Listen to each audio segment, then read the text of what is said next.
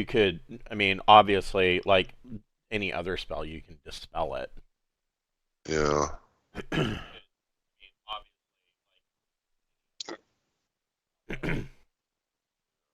I have it. I'm really wanting to really use that skull sight, and that I've only got one second level slot. Right. Yeah, but the 60 foot of I can see normally and for 60 foot in absolute darkness. God, that's just Well, really what is your intelligence though? my intelligence is 16. So, okay. Here.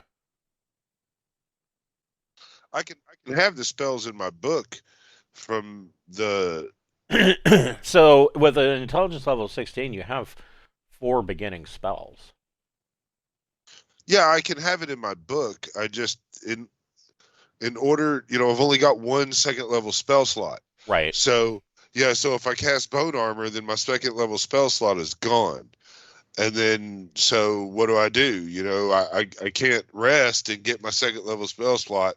Right. No, I hear you. Yeah, so that's why I was asking about it now. Which I'm cool either way. I'll get a second level spell. I'll get a second spell slot at second level soon enough. I'm sure. So Right. Right.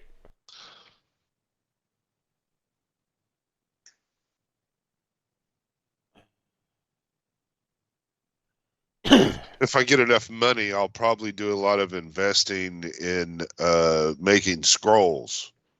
Yeah, and that was I was going to say that is of course the other option is that Yeah, you can scribe it on a scroll yeah, or several and yeah. I've got do a it that way. scribe's kit, an adventurer's kit, and 10 daggers, and then all I've got after that is just a black hooded robe, a headdress with a human skull mounted on it, and my belt pouch.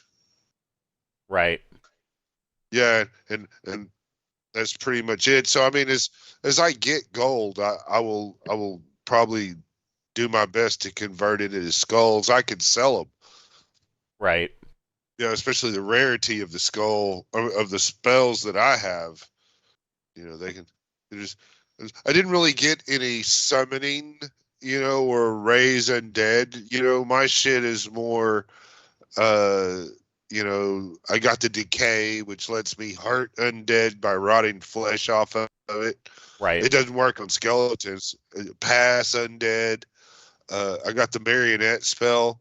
I could take control of somebody for a few rounds, Right. and then the chill touch. Because that just lets me touch you over and over again and drain your strength. Right. And then I've got bone armor and skull sight as my second level spells. Gotcha. So yeah. But yeah, as I get paid, I will definitely be making scrolls, and that's how I'll do it. I've my secondary skill, which I guess plays into the shit I'm doing, is where did I list it? Is a bookbinder. Oh, yeah. Yeah, yeah, I rolled a 13, and so I am going to be making books out of flesh. Okay. Yeah, so I will make books and stuff. Off of totally out of dead. The Nice. pages, the covers. I'll even use their intestines to make some kind of thread and stuff to bind it and sew it together and make glue from people's fat. Right. Yeah, and like I'm gonna play it off like the more notable of kill that you are, the better place of honor you'll serve in my book, and like this when we kill this Duke guy or whatever, he's worthy of being cover flesh, you know, little peons and stuff, might be good for your page, maybe a glossary or something. If someone somewhat notable could be a title page or the beginning of a chapter. Yeah. Yeah. But that's what I'm doing. I'm just out to study the dark arts and remove the undead because it's not right. Yeah. No, that's cool. I've been wondering. It's weird because I remember I got the Necromancer originally, and one of the players in my Sunday group, I was like, "Oh, this guy's gonna want to be a fucking Necromancer. I know it." Right. Nobody's fucking played that class yet, and Oh well. I mean, it's a great class.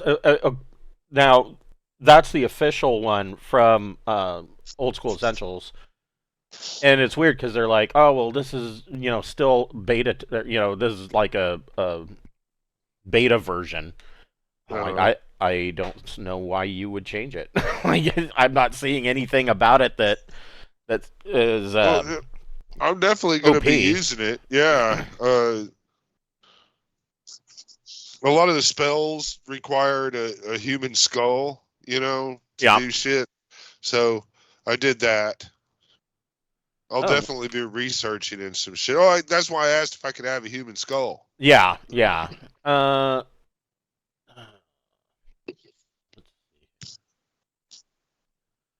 you're gonna need a token. Yeah, that's why So I you got did a new the character? description. What's up? What was that? You got a new character or something?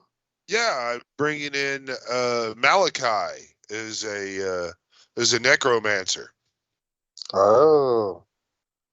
but he's not. I purposely did not grab spells that would make skeletons and zombies and shit. You know, uh, um, maybe maybe I'm kind of a Professor Snape kind of dark guy. I'm really trying to put down the undead. My spells are centered towards stuff to help combat the undead more than make them.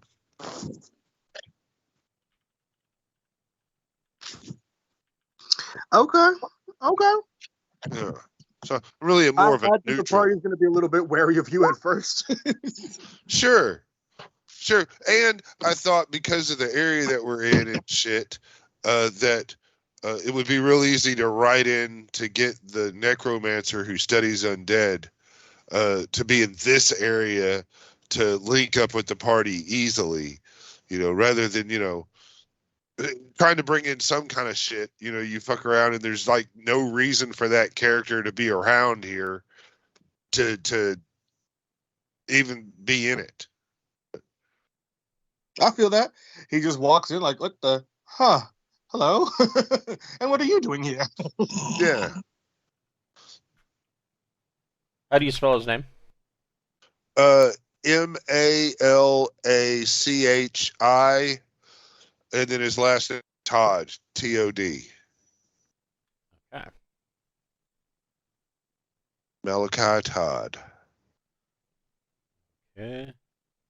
We need to get you into roll 20 too. I will give you this character.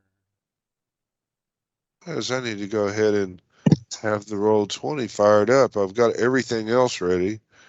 I don't know why. I've been in it several times today because I rolled this character today in roll 20. Oh, really? Yeah, You know, it doesn't show that you're logged in. why? Here I am. Okay. Yay. Oh, look. Oh, hi. I, I've just been, for some reason, I didn't want to wear that I didn't have this app up or this page.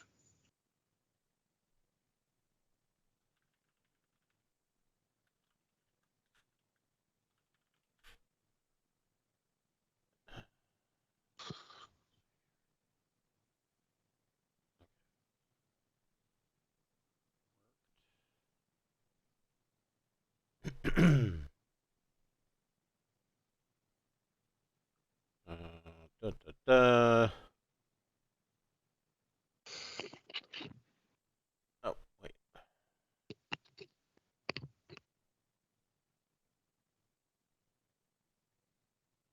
Weird. Okay.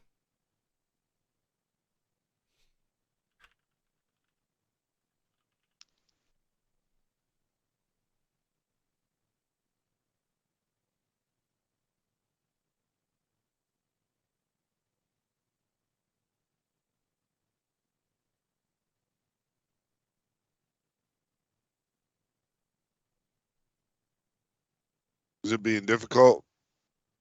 No. Okay. Takes me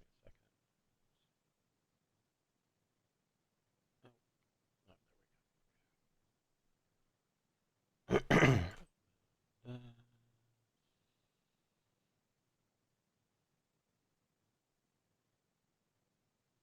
So you know they say it's bad luck to have garden gnomes inside because they'll cause mischief. Oh, really? I've Well, never. that's supposedly the theory. I'm trying to test it out. I've got me a. Oh yeah, that works right there uh, for Mother's Day. I got a vase and then I ran around the yard and clipped a ton of fucking flowers and stuck them in the vase. Right, flower arrangement, plenty of colors. It was really great. Well, the shelf is kind of out of the range of all the cats. Yeah. And then I noticed, well, like I've got this room left on this shelf, so I've been buying these little garden gnomes and putting them up there. And then I was informed that it's that they're really supposed to be outside in gardens. If you bring them inside, they'll cause mischief. And so my thought is them dumb motherfuckers can get off the shelf if they want to. I've got fucking cats. They'll fuck them little gnomes up. That's So yeah, so true. if my life goes chaotic and I go offline, I just want you to know the gnomes won.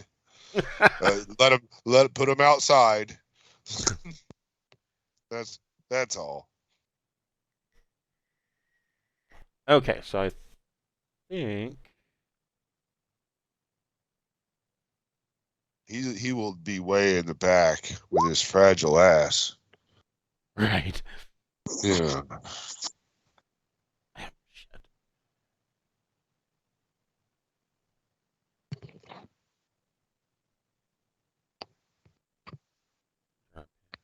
Here. Okay. Get deleted. Okay. There we go. All right. Hello, everybody. Hello. Hello again, and then Cameron is in be right back mode. All right. Well, while we're waiting for her, I'll go ahead and bring us in. Welcome to Braunhaven. We will be picking up where we left off last week. These guys are in or exploring the western gatehouse in the lower bailey of Castle Braun. And I believe last week you guys finished off by killing a Thule, which Thules are a cross between. Well, Thules are weird. Let me read to you what it says about Thules. Thules are very peculiar, and it's weird because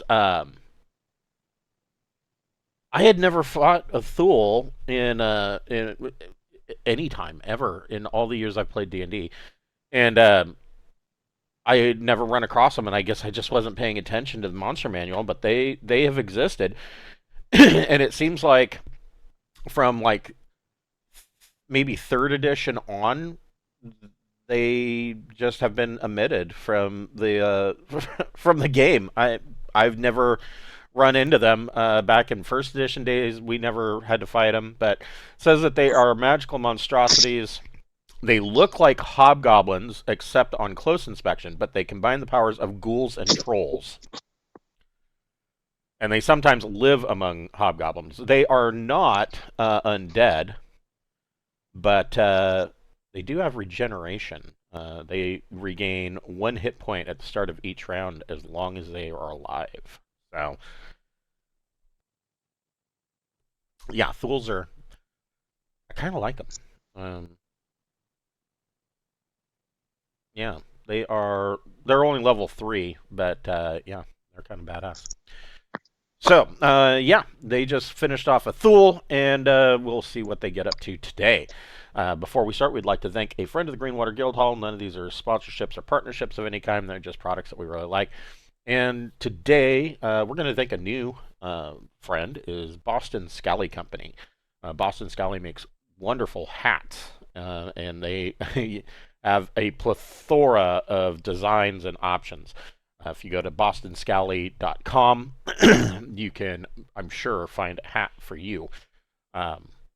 They do have an option. If you sign up for their newsletter, they have a 10% off discount code that they can give you on your first purchase. So I highly recommend signing up for their newsletter and go get yourself a nice hat.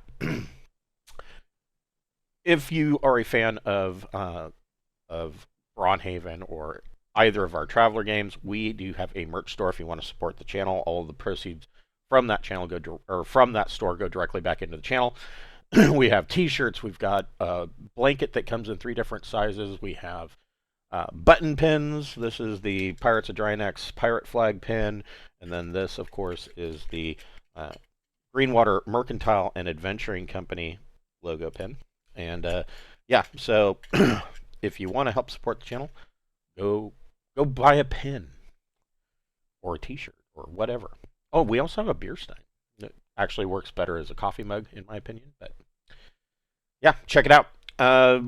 Braunhaven, I have released a new book.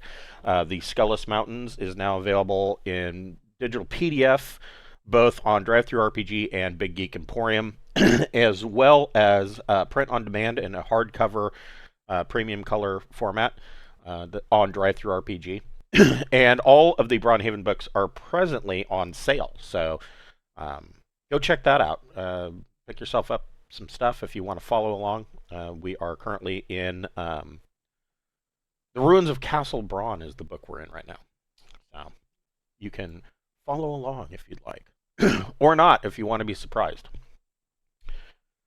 So, yeah, you guys finished off the Thule. There is a door to the north here. And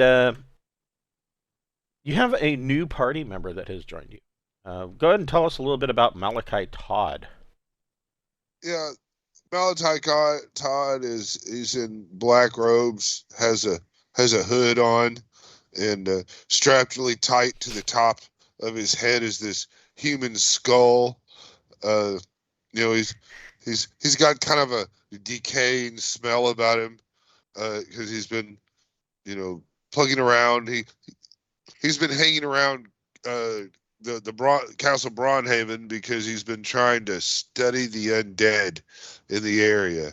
You know, and he kind of, you know, I kind of guess if we're right here, he was probably just kind of cornered by this creature we just killed, and he might be rather thankful that we have liberated him from his immediate danger. Yeah, that he probably was taking refuge in one of these officers' quarters. Yeah, trying to escape that Thule, and yeah.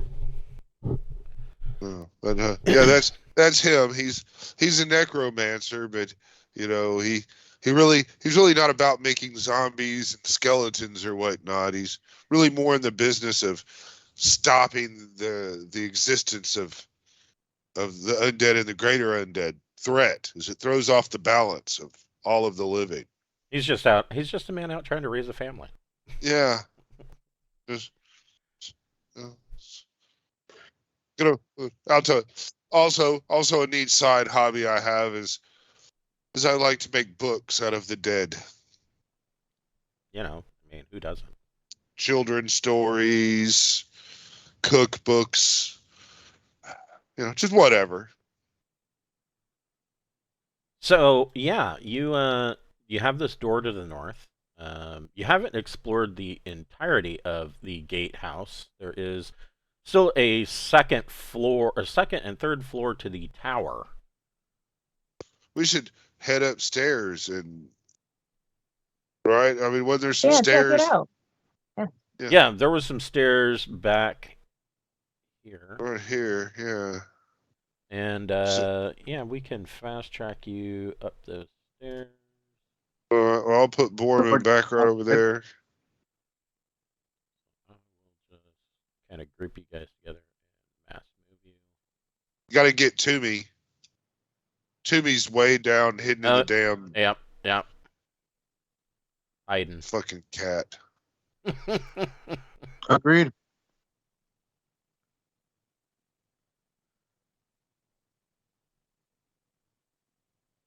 Oddly enough, I don't remember if I put it.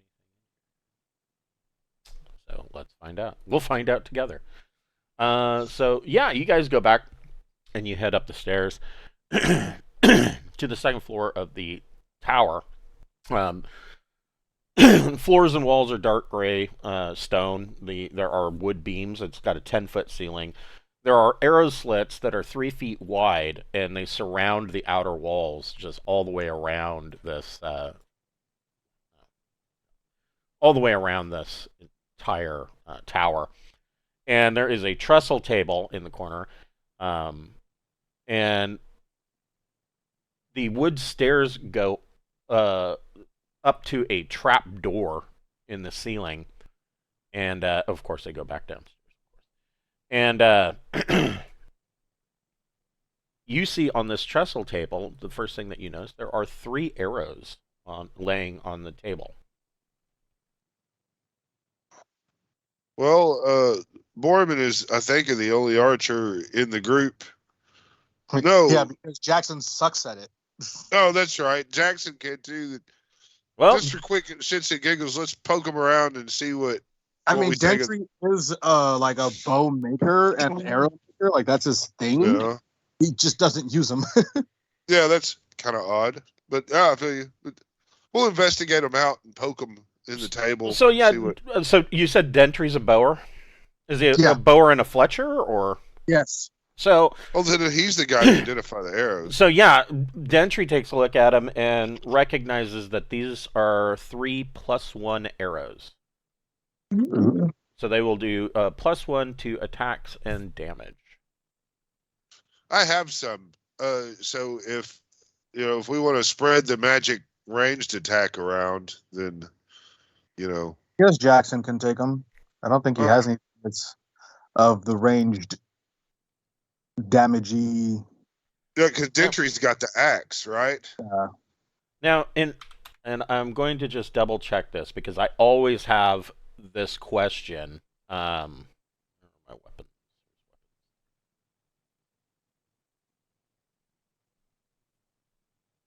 What does it say about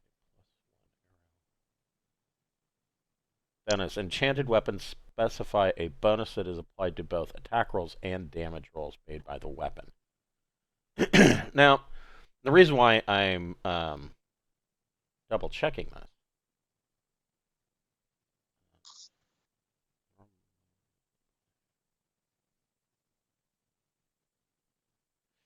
The reason why I question this is because the way I always felt about bows and crossbows, or even blowguns for that matter, my personal opinion is that let's say that you have a +1 bow.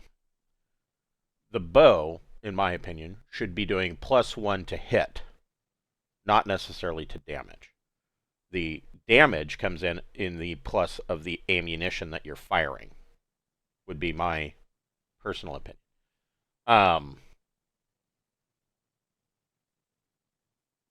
They work a little bit differently than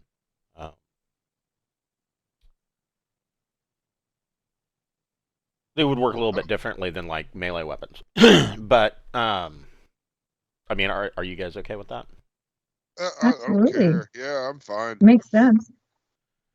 So yeah, there's arguments that can be made either way. Yeah, I mean, and so it doesn't really matter. I mean, if I'm gonna try to use it, I get mad bonuses when I go bow anyway, so I don't give a flying fuck. Well, take one away, add one. It's not really going to change. The main reason that I see that making sense is because if you it's not really specified, and if you have, let's say you have a +1 bow and then you fire a +1 arrow, that's essentially giving you a +2 to hit and damage. And those pluses should not stack. Fair enough. I mean, we could do it that way. That sounds fine. The +1 bow is worth more than the +1 arrow all fucking day long, though. Yeah. But it's just all I ask. Especially for Jackson. If we do get a +1 bow, the normal arrows that we shoot still magical attacks? Yes. Okay, then yeah, I'm cool. Yeah, I would still say that it counts as a magical attack. It's just that It's simply that it's doing. It's coming from the. Yeah, no, it still counts as a magical attack. Cool. So Yeah, so yeah, you see these 3+1 arrows, and you scoop those up, and then you see the stairs go up to a trap door in the ceiling. Checking for traps. So yeah, you don't find any traps, but you do realize that the door or the trap door is swollen from moisture and jammed shut. Somebody's gonna have to try and unstuck the door. we got a big pole, big metal pole, don't we? Uh, I thought. Well, we got the magic pole. We could take a pole and then take the magic jack stand and then trigger it, and it'll extend and maybe force the door open. no, somebody's gonna need to throw their weight behind it in order to get this door unstuck. Somebody strong is gonna have to try and open it. Oh, I Oh. thought if it was, I thought if it was I got- swollen, it'd be kind of wet, and you could just, use strength to like bust it up more or less. But the ceiling's just pretty high. That's all. Yeah, well, I mean, the stairs go right up to the door, Oh. so somebody can stand All on right, the never stairs and kind of shove their shoulder into the ceiling. Gotcha. Okay, never mind. I pictured it different. Well, there you go, Okay. Ditry. You're the strongest, aren't you? Yeah, so Is. Dentry throws open the door again. And once again, I don't remember. So this is the top level in dark gray stone. There are No traps. None. This Yeah. place has no traps. So you see that it's open to the elements. It's just a open tower. There are 6-foot tall parapets that go all the way around. They're spaced 5 feet apart. There's a 5-foot gap in between the parapets. And from up here, you have a pretty good view of the countryside. And you can see over the surrounding trees and off in the. Let's see, where would that be? That would be the. Well, this actually is going to give you a pretty good view. I will just turn that fog of war off because now you can see all the way around you. So we'll look for the numbers and the letters in the landscape, and that is how we'll know that there is something there. So specifically where you guys are standing is I'm thinking we're here, right? Nope, you're right on top here. Oh, okay. Oh, cool. And from here you can see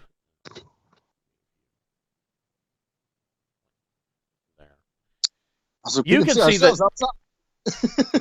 You what? We can see ourselves outside. Right, yeah. You can see yourself.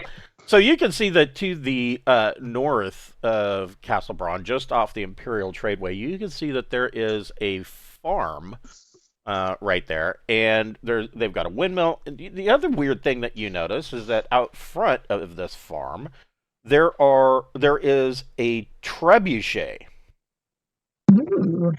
and you don't know what a farm would be doing with a trebuchet, but it's there. And it doesn't appear so like a lot of trebuchets, in order, being a siege engine, you got to be able to get them to where you want them. Most of them have wheels on them. This one does not. It is a permanent fixture. It is permanently a part of this farm. There's no wheels on it. Looks like it was built there and it's going to stay there for the rest of its life. But like I said, there is a windmill, and you notice that the houses of this farm, there are multiple houses on this farmstead, as well, of course, a barn, and there's some livestock and whatnot. But the thing that stands out is that these houses seem like they are a little bit lower than they should be. They're a little bit smaller. Like the openings to the doors are maybe 5 feet tall. that might not be humans that live there. Mhm. You can also see that there. I can get rid of that. You can see the camps that you have already explored, as well as 2 additional bandit camps here and here, and you can see, you can just make out that some of the tents in these 2 camps are being taken down. Like they are packing up to get out of Dodge. And back to where we were. Let's see here. That's good news, I suppose. Western Gatehouse. So, aside from that, that is really the only thing that you can see up here. Is that being up here gave you a view. Now, the other thing, of course, that you can see is that across from you, there is another tower almost identical to this one on the eastern side, and you haven't explored the eastern gatehouse at all. There's also main bodies of houses and shit, right? I'm sorry, what was that? There's also like a main body of house. I mean, in theory, if we go through this door way down here, Yep. right, it goes into another part of the house, Mm-hmm. right? That Yeah, is correct. that's where I think we should go, unless we need to rest or anything, you know. I think we're okay, right? Yeah. I'm fine with that plan. All right. Yeah. Yeah. So we're gonna So- go back. So I am going to assume that after that fight, you guys did take a 10-minute rest, because you were at the point where you needed to take a rest. Let me.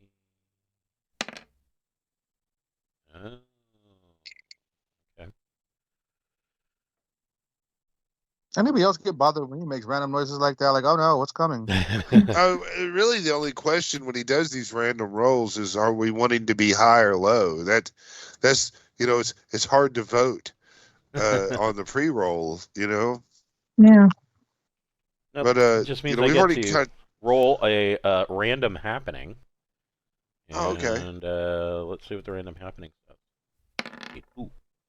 So while you guys are standing up here, a sudden, very frigid breeze kicks up all around you, and it feels like the rest of the day is perfectly fine. And one thing that you notice is that this frigid breeze is only around the party, and then it seemingly goes away. Strange. Maybe there's a ghost or something. I'm assuming. Sorry, what was that? Is it a ghost? Maybe. Yeah, it kicks up almost like a dust devil, but only around you guys, and you're not seeing any dust or anything like that. But it's just a frigid, bitter cold breeze, and then it goes away. Hmm. That's kind of fucked up. Supernatural. I know what's coming. I mean, I guess we'll take a moment and kind of wait and see if anything becomes apparent. We'll all look about, right? I mean, Okay. Yeah, you don't see any reason for it. It's just something that happened. Weird. Malachi's going to go ahead and he's going to cast Detect Undead. Okay. And so for 3 turns, So if there's an for 30 minutes, you can detect undead. that's correct. And Now, hold on. Let me take a look at that spell, because I do have a question. I had the ability to detect undead is blocked by 1 foot of stone, 3 foot of earth, or a thin layer of metal. That is what my question was. Okay, so you guys want to go through that north door? Is that what you're saying? Yeah. Yeah. And let me go ahead and copy you, because we're going to go to another map. Sure, I got everybody. And I've already looked for traps and all that crap on that door. Yes. So Yeah, you did that last week. Well, I'm just trying to make sure, because once we start fucking rolling damage, it's a little late to cry. Right. Yeah. That is true.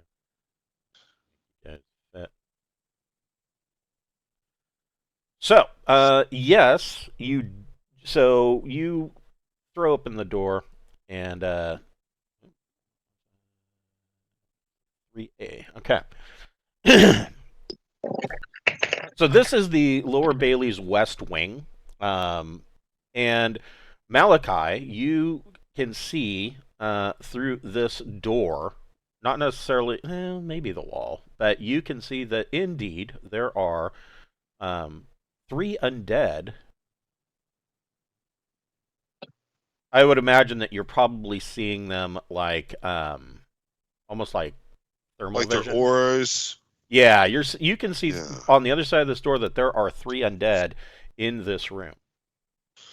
I will tell everybody there's undead in there. We should barge in and take them out. What's the range on that spell? 60 foot.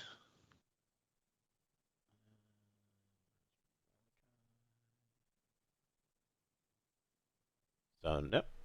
Yeah, so you can immediately see that there are three undead in the room or behind the door to the west. There's a number of doors in here. There are two doors here to the east, directly to your right. There is a door to the north, and then an additional door around the corner goes. God damn it! Goes to the east here, and then you see that there is a door leading to the west. Now this door here. Um, that door is very strange looking because it is covered in like a um, clearly very old, but it is covered in like a quilted red leather. And the reason I say that it looks very old is that nobody has taken care of this leather on this door here in quite some time, to the point where it is starting to rot. Mm. It's a lovely smell, says Malachi. Yeah, rotting leather. And Borman is like, "What the fuck is wrong with you, man?" Jackson looks at him and goes, "It's just part of nature, man." Yeah. So, there's undead behind the door. Do we bypass, or are we going to run in there and kill them all? I could try and turn him first. So, to describe Alright. this hall that you're standing in, it has a scratched up hardwood floor, dark gray stone and wood, or the walls, like the lower bottom 3 feet of the walls is like a scratched up hardwood. It looks like this floor has seen a lot of heavy foot traffic, and probably wearing shoes or boots that aren't really they're working man's boots, and hundreds of feet have trampled through this hall.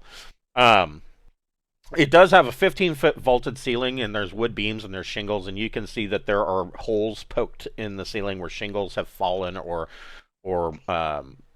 rotted out, and there are areas in here where there are puddles on the floor from the rain, dripping through the ceiling, and that is what this hole looks like. I think we should take on the undead as my vote. I want to get some EXP. Okay. I like it. Go ahead. What? I like it. Let's do it. So Yeah, we're just going to open up the door and barge in there and start doing our thing immediately, right? I think we're gonna have Mavis like holy symbol first. Okay, so Mavis opens the door, and in here there are three skeletons that I apparently didn't put the stats in. But that's okay. That's what this book is.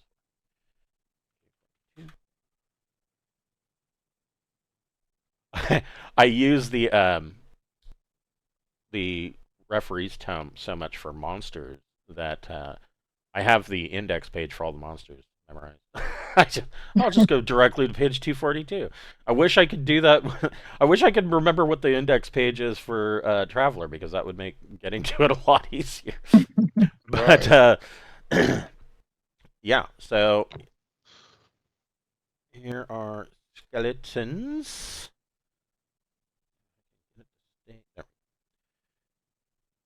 Oh, and I'm gonna need to re-add you guys to the stack.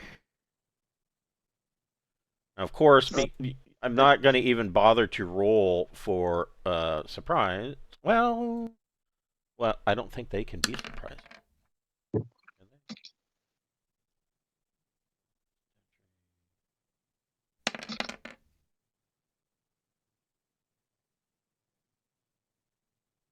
I guess I'll roll to see if they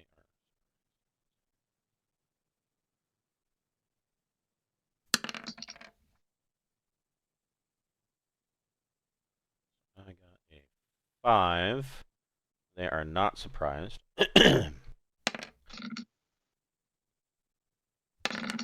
Oh. Okay, so initiative.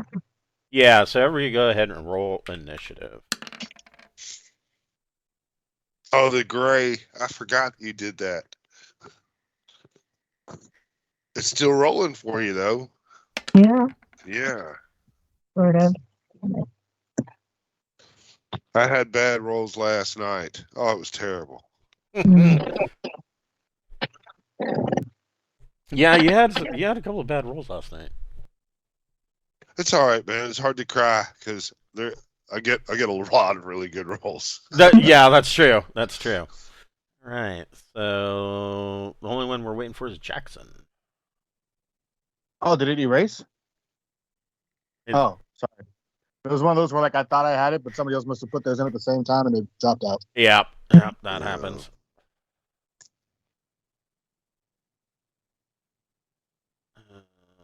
Wow.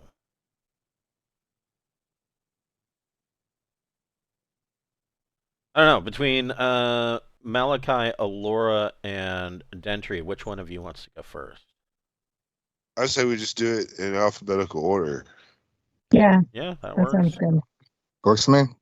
You know, like there's Alora, but yeah, it just keeps it simple.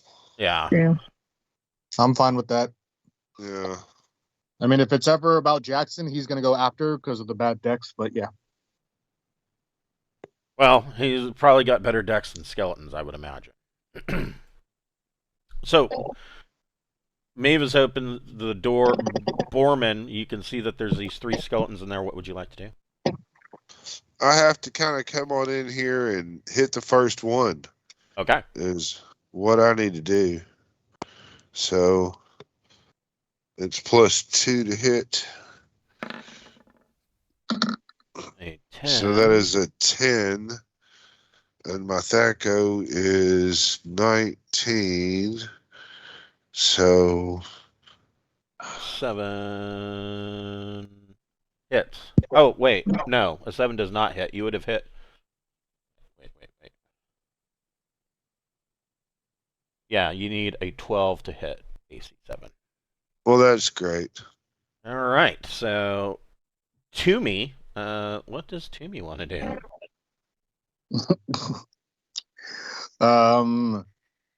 To me, it's like, I mean, do we have to? I mean, Okay. Toomey doesn't have to rush in. Toomey's probably not down with skeletons unless I tell her to, so Toomey's going to hang back. Okay. What would Alora like to do? Okay. Let's try and throw a dagger at that one. Okay.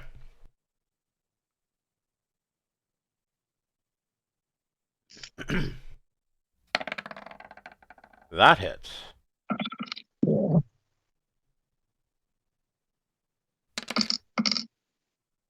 Yeah. So Alora throws her dagger, and the skeleton's skull just shatters, and the whole thing drops to the ground in a pile of bones. Off the map. Dentry, what would you like to do? I see what you did there. Gentry will attempt to do the same. Well, not throwing a dagger. He's going to run in there with his sword. Okay. I'm going to kill some. Run up on this one. And see if my sword of sharpness does what it does. It does not. It does not. So Dentry goes in and he swings, and his sword somehow impossibly passes between two of the rib bones without touching anything. Doesn't touch the sides. He just whiffs it right through the skeleton's rib cage. Malachi, what would you like to do? Malachi is going to go 5, 10, 15, 20, 25 feet and throw a dagger at this guy right here. Okay. You will be at -1 because you're. Yeah, well, flying then through let's go Dentry. cross country. Let's just do it Sure. to this other guy, just to be safer. No, your dagger sticks in this wooden table. So this room that you're in, that you have pushed into, it is a kitchen. There is white tiles on the floor and walls. There's wood beams with plaster. It's got a 10-foot ceiling. There are 2 tables that are arranged for prepping meals. And there's this little fireplace, like a round fire, iron potbelly stove kind of thing with a iron flat top on top of it for cooking, or using as an oven, however you want to do it. And there are various wrought iron spits in the oven for rotisserie and cooking meat and whatnot. So, what does Willow want to do? Willow is going to run in and bite somebody. He's going to run in and jump on top of this table here and bite that skeleton right next to Dentry. Okay. Do it. Nope. 10 does not get him. Well, he's got a Thaco of 17. Oh, that's right. Maybe 10 does get it. In fact, it does. Exactly. Awesome. There's something going on here, man. So yeah, Willow chomps down and crushes the neck of the skeleton, and it falls into a pile of bones. Mavis, what would you like to do? I'm gonna try and turn him. Okay, let me bring up my cleric turning chart. What level is Mavis now? 4. Okay, so skeletons are 1 hit dice creatures. Let's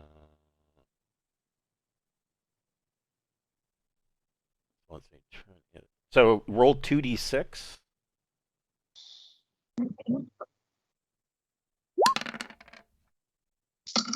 Or yeah, so Mavis. So let's see. If 2d6 roll is higher or equal, the turning attempt succeeds. So this skeleton, Mavis pokes her head in and brandishes her holy symbol, and this skeleton explodes into just dust. Yeah. And that is the end of the skeleton. I hope that doesn't upset our new friend. If he was wanting to look at the remains. I guess there's one remains to look at. Well, their bone fragments are still all about. Yes. That, Okay, that's, cool. yeah. So that's that. We do got to kind of search the room out and everything. Malachi is going to cast bone armor and use all these skeleton pieces to make his armor. Okay, so Malachi casts bone armor. You see all these fragments of skeletons just kind of come up and surround Malachi in this grisly-looking armor. Very, very Diablo. It is very Diablo, but his armor class is now 5. Mm-hmm. And if you hit me with something, you'll take a D3 damage due Right. to flying fragments. Right. So, And your bone armor lasts till you take 5 points of damage. yeah, or I try to go to sleep, evidently. So you guys, anybody searching the room can roll a d6.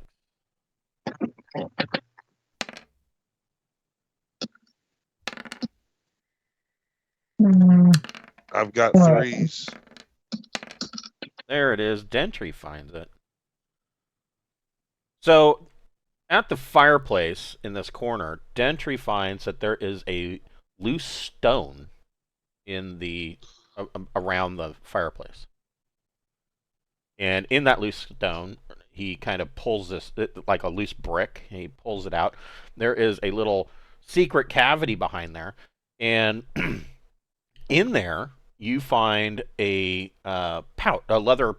It's a leather pouch, and there's clearly something in there. When he picks it up, it kind of um, it rattles like there's something in there hitting glass. And inside you I find. found thing. So the first thing that you find, you do find a vial, and there is a reddish um, like a reddish powder in it that smells like pencil shavings. Weird. This smells weird. Mavis would know that this is actually a dried potion of healing. You could reconstitute it. Just basically add some water, and it will become a potion of healing. There is also in the leather pouch there is 12 gems worth 100 gold pieces each. All right, here we go. 12 gems worth 100 each, you said? Correct. Wonderful. And it appears to you guys that this is likely one of the kitchen staff kind of stashed their little personal their retirement fund. They stashed it in a brick in the kitchen. Aw. Where would you guys like to go from here? I mean, there's this weird door right here. Looks interesting, but I mean, Okay. this here is the closest and probably easiest to bop in there. So, I mean, I'm thinking we just systematically clear the area. Does that sound? I'm down. Yeah, that sounds like a Yeah. good plan. So Okay. yeah, we'll come up this way, and Malachi will kind of stand way back here in this other room, and then I'm gonna do the look for traps, blah blah blah. You know the drill. Yes. So you don't find any traps. Is the door locked? It is not. And so you open this door, and this is the larder, dark gray stone, floor walls. It's got an 8-foot ceiling. There are iron hooks and chains hanging from the ceiling. The entire room reeks of decay, mold, and rat feces. In here, there are 4 giant rats that look. There is like a crack in the stone in the wall, and they have made their way in here, and then they ate a bunch of the rotting food that's in here, and they got too fat and they couldn't get back out, and that's why they only get a 1 for their initiative. Oops. But first, they're not surprised, and you're not surprised. So everybody roll initiative.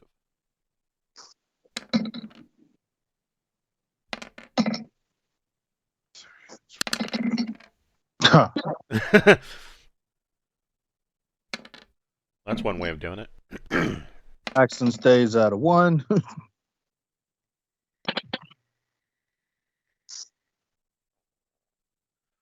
Dentry dropped to 1. I wish I was better with scripting because Jeff knows how to do it, but there is a way that you can put in a script that when you roll initiative, it automatically populates your Oh wow. your turn That's order. cool. Yeah. Yeah, but we're doing multiple characters, which makes it really funky. Yeah. Yeah, that's true too. That is true too. Sadly, sorry.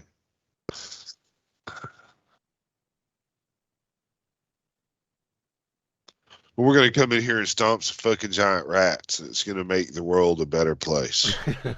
Yeah, the rats are desperate once you've opened the door, and they are fat, but they are not happy. So, Borman, what would you like? I'm gonna walk in and I'm going to attack the first rat Remember when we that I first started this see. game and giant rats were actually kind of scary? Yes. That is a hit. All right. It's a pretty So this major will hit. be 1d8 plus 2, 6. 6 points of frostbrand damage. Okay. So this rat is quite dead. And then I will just kind of step forward a little bit more in the room, to let people come in behind me or whatever. And Okay. I can also stop rats from coming out and attacking the cloth wearers. All right. What would Malachi like to do? Malachi is going to kind of move. He's got like 30 foot of movement, so he should no problem getting back here. He's going to watch the back area. Okay. And Mavis. This is gross. Okay, let's go in there. Oh my god. Oh yeah, you can go touch one of them and pet it. Okay, I'll try and hit this one with the mace. Let's Okay. see if it works. Sure.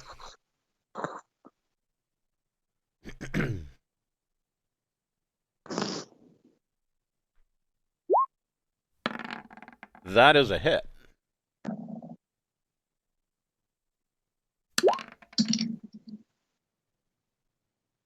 And another dead rat. All right. So yeah, Mavis comes in, brings her mace down, just smashes a rat. What would Toomey like to do? Toomey's gonna go hunting. Toomey's gonna fly for that one.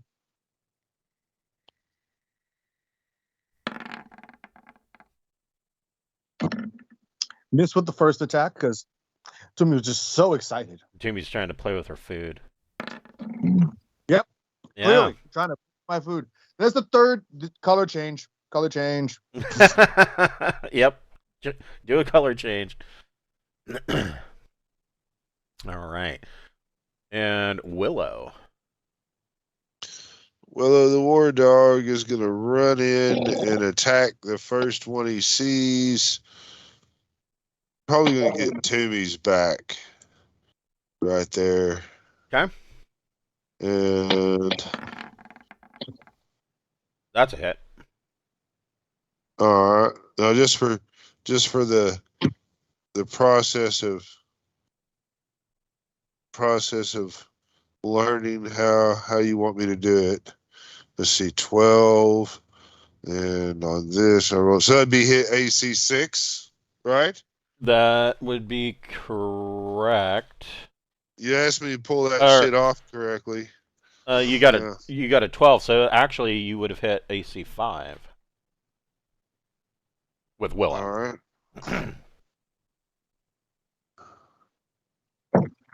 Oh, you're right. Sorry. Yeah. Okay. So anyway, for shits and giggles, now I'm just gonna roll some damage. Okay. And I'll try to be quicker on it. I just got to get used to finding and reading the damn graph. 6 points of damage to Ratty Rat.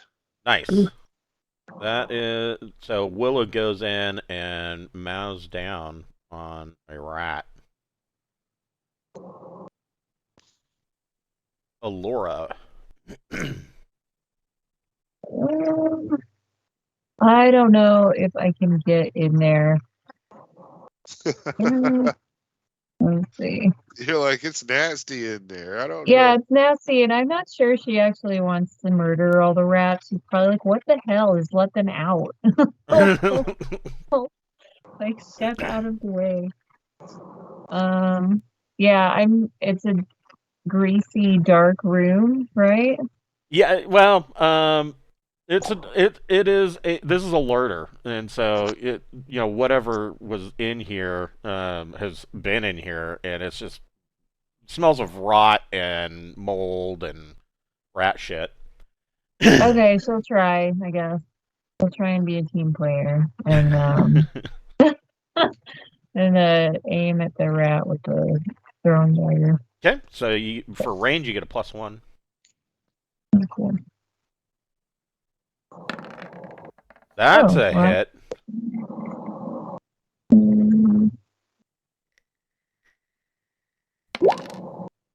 Yeah, that's a dead rat. Yeah, that's a very dead rat. And so, Get out of there. Ew, ew, ew. so Alora throws her returning throwing dagger. For a split second, this rat is like skewered to the floor, and then the dagger flings back into her hand.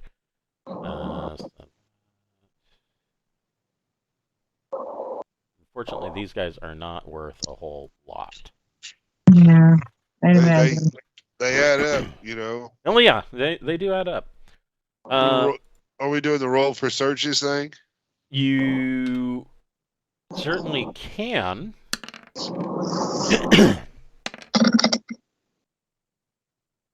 Yeah. My guys didn't really find anything, I don't think. Well, 5 and a actually, 4, got nothing. so actually though, the rats. Yeah, you don't have to roll for a search, but you do need to roll. Oh, we need 4 D100s. Yeah, right? You're gonna get 4 D100s. Oh, cool. All right. On So here we go. table C. That's you two. You two roll 2 apiece because I did nothing other than play with food. Well, Okay. how about an 18? An 18 does net you something. The rats have hoarded. And that's a lot of useless. 8,000 copper pieces are stashed in a moldy corner that the rats have kind of. 8,000? Yes. 88 What a is roll. nothing. All right. And then 88. So now the other two go to Cameron. Yeah, I'll do it. You must roll thy fate. 46. 46 is Might- nothing. Might be so. Yeah. I think you got to get low 35 probably. There you go. 14. Woo! 14. Wow. You guys are going to get so many copper pieces.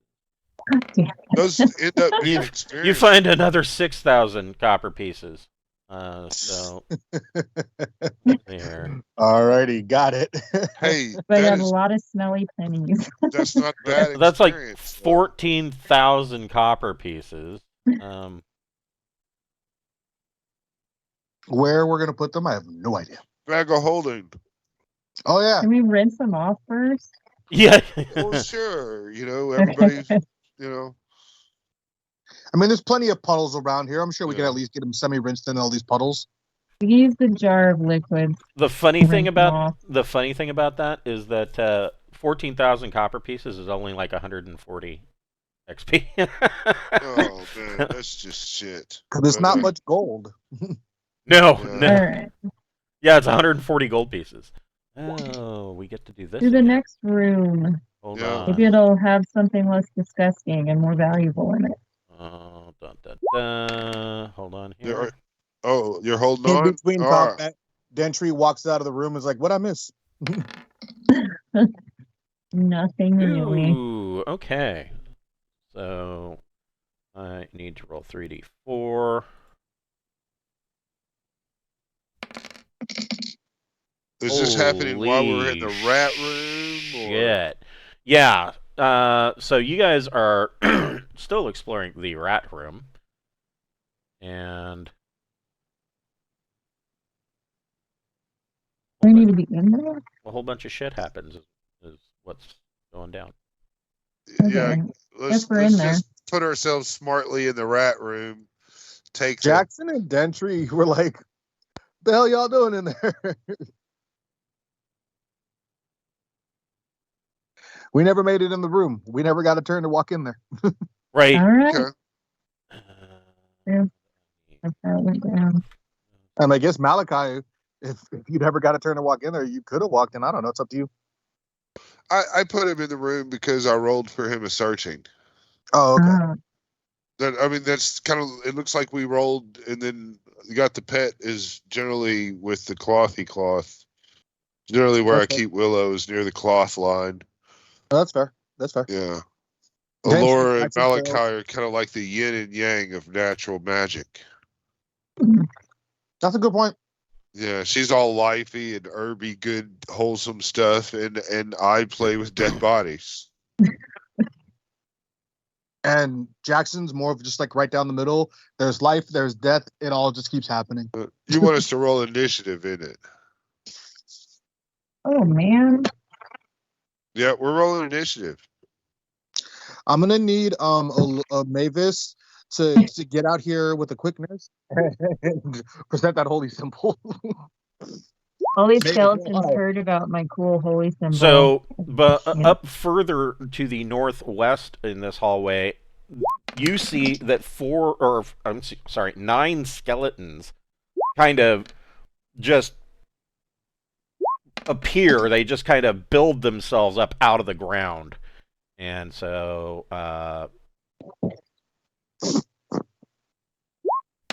and you guys are surprised. Oh shit. Except for Jackson. That's right. Jackson can't be surprised, right? Unless you roll a 1. Okay. So yeah, go ahead and get your initial in. Is everybody's in there, or are you still rolling? I'm trying to find Toomey. Oh, there he is. I'm in. Yeah. I'm good. I'm good now, yeah. Okay. Jesus, Borman with those 8s. Man, I rolled 2 6s. I rolled a 6 last time, but I rolled a 6 this time for both my character, my PCs, and my pet kind of sucked. But whatever, he's kind of in the room. Wait, no, Dentry is a 4. What's going on here? Why is Dentry not moving to 4? There we go. Okay, Dentry is a 4. Jackson's the 1. Okay. I was like, what's going on here? So the only person that gets to go, so Jackson isn't surprised, but the skeletons are going to go first because they are higher in the initiative order. So They can't surprise us why?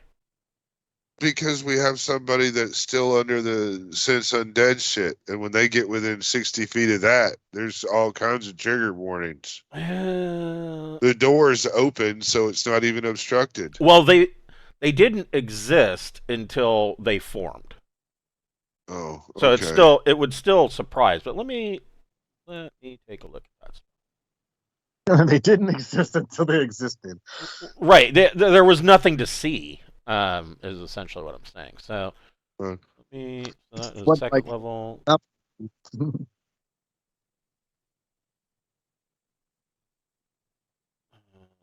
It's first level Oh, spell. is it a first level spell? Okay. That's correct. Detect Undead. Spell enables the caster to divine the presence of undead creatures within range. Information the spell indicates neither the precise location nor the type of any undead detected, only their direction. The ability to detect undead is blocked by 1 foot of stone, 3 feet of earth, or a thin layer of metal.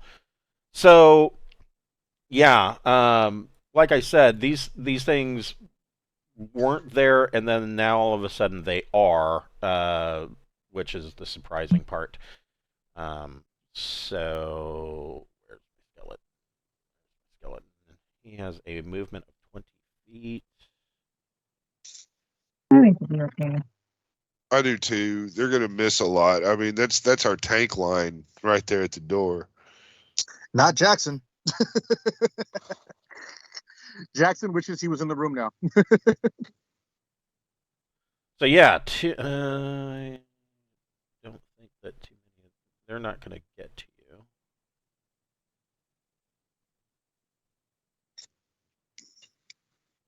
And since Mavis is Dentry's gonna surprised, save the day. We just has to get to Mavis's turn. Maybe. I hope so. I might roll like garbage. No. I mean, you're gonna take out at least one. Yeah. How many you get to roll? 2d6. You're gonna take out at least two. I gotta roll low as my thing. No, you want to roll high for your for Oh. turn temp. Yeah. Oh, okay. I'll be all right then. Probably. So Jackson's going to get swung on, and Dentry's going to get swung on. These skeletons are all wielding rusty short swords, and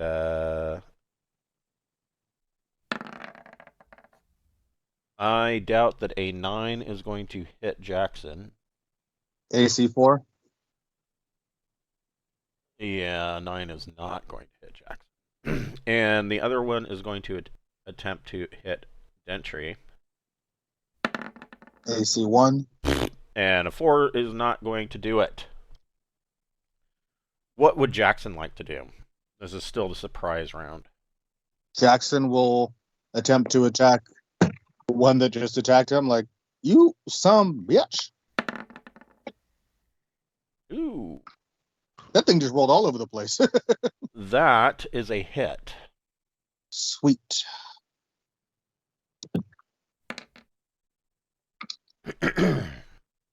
Yeah, and Jackson just reaches out and kills a skelly. Guys, crap ton of skeletons. Now we're in regular initiative. Borman, what would you like to do? Well, I see that things are starting to get kind of crazy out there.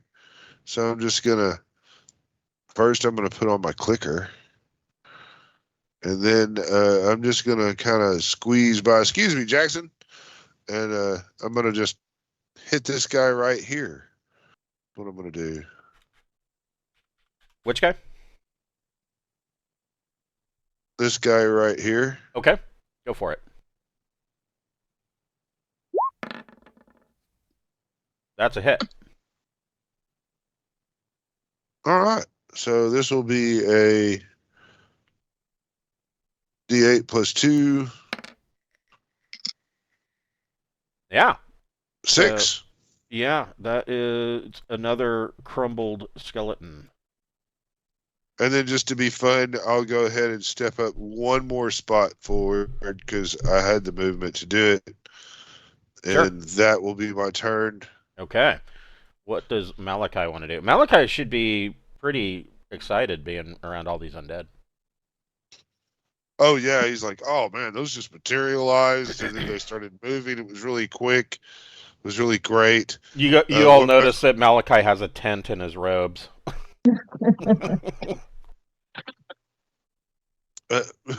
Malachi will kind of step right. That's 15 feet.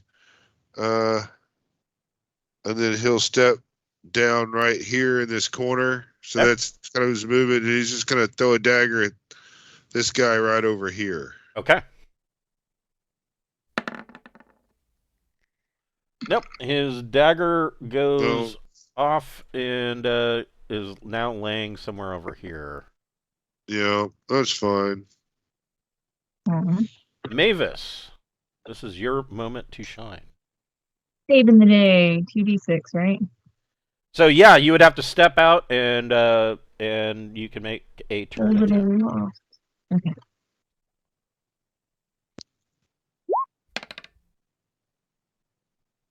Yeah.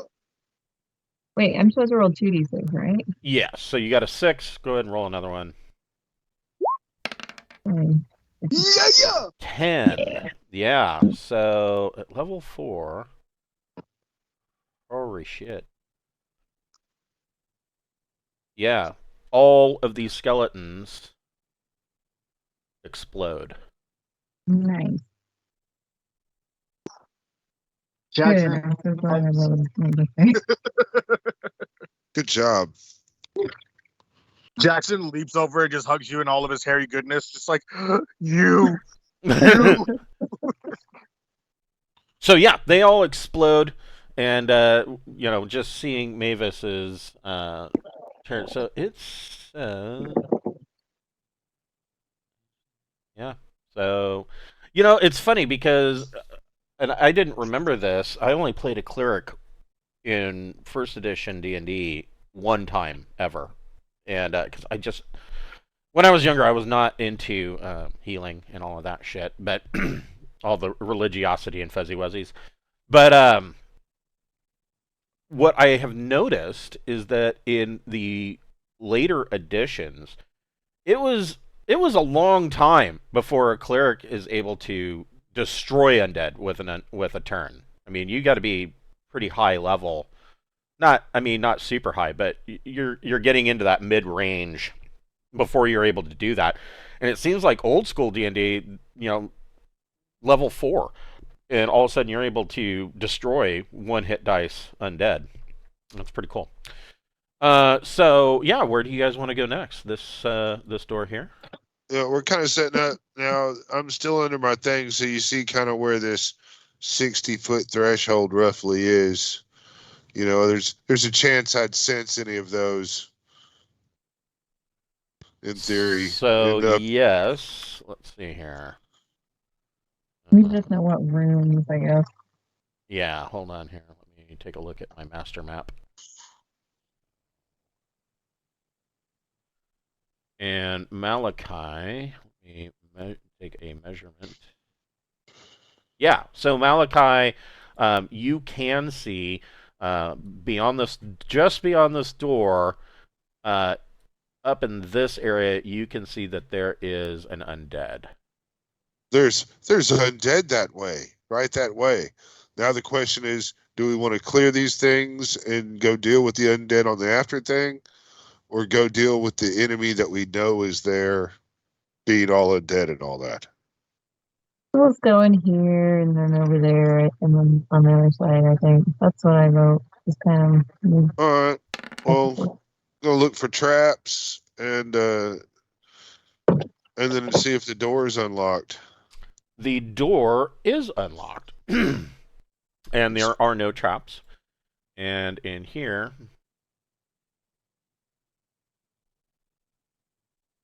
you find this is a wine and cheese cellar. Dark granite, 8-foot ceiling, floors, walls. There are wooden wine racks that crisscross the north, east, and south walls. Kind of the diamond shape for holding bottles of wine. There are barrels in here as well, and there are a couple of moldy piles. Your guess would be that these moldy piles used to be wheels of cheese, and now there's just nothing left but a pile of mold. Does the wine still look good and valuable and all that? So the wine racks hold 30 bottles of wine. If you guys want to spend some time searching, you might be able to find some decent bottles of wine. Did you guys? Actually, I mean, find a bad wine, but he's all about looking for the wine. I think Laura will look, but not Mavis. I doubt Mavis drinks. Yeah. Mavis being a cleric would like the good stuff. Mavis is going to Or Malachi's maybe it's transubstantiated.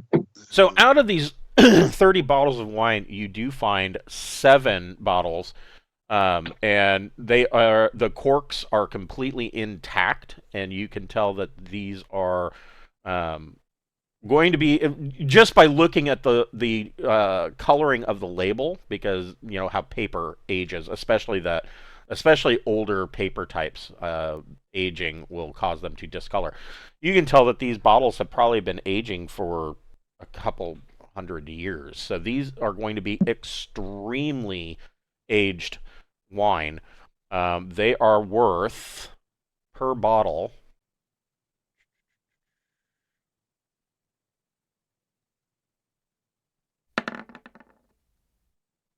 holy shit. These are going to be really, really, really expensive wines. 903 gold per bottle.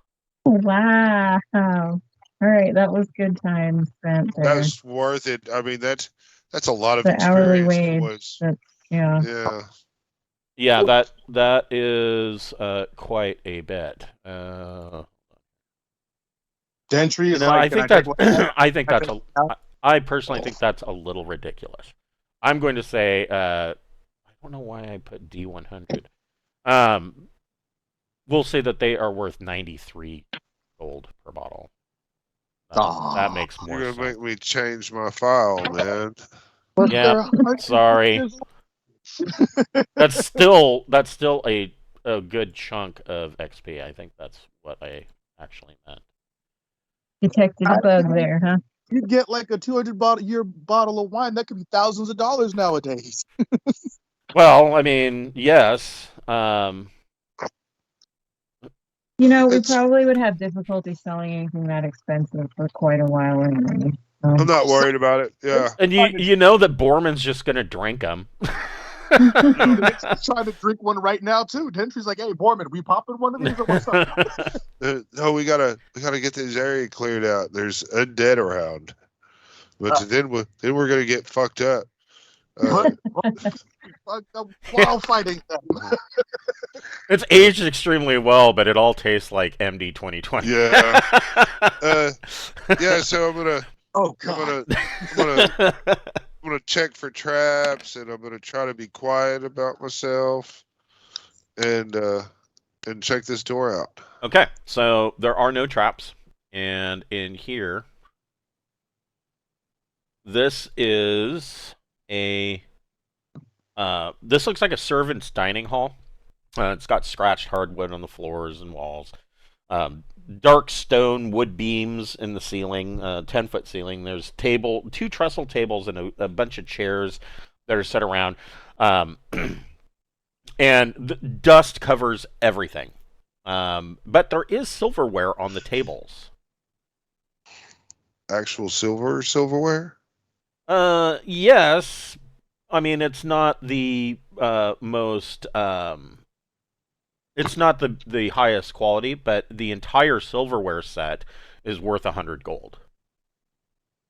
Well, we'll have to take the time to collect that as we let me look for traps. We just go wandering in here. All right, yeah, well, scoop and score, search and steal, set of silverware worth 100 gold pieces. Is that what you said? Yeah.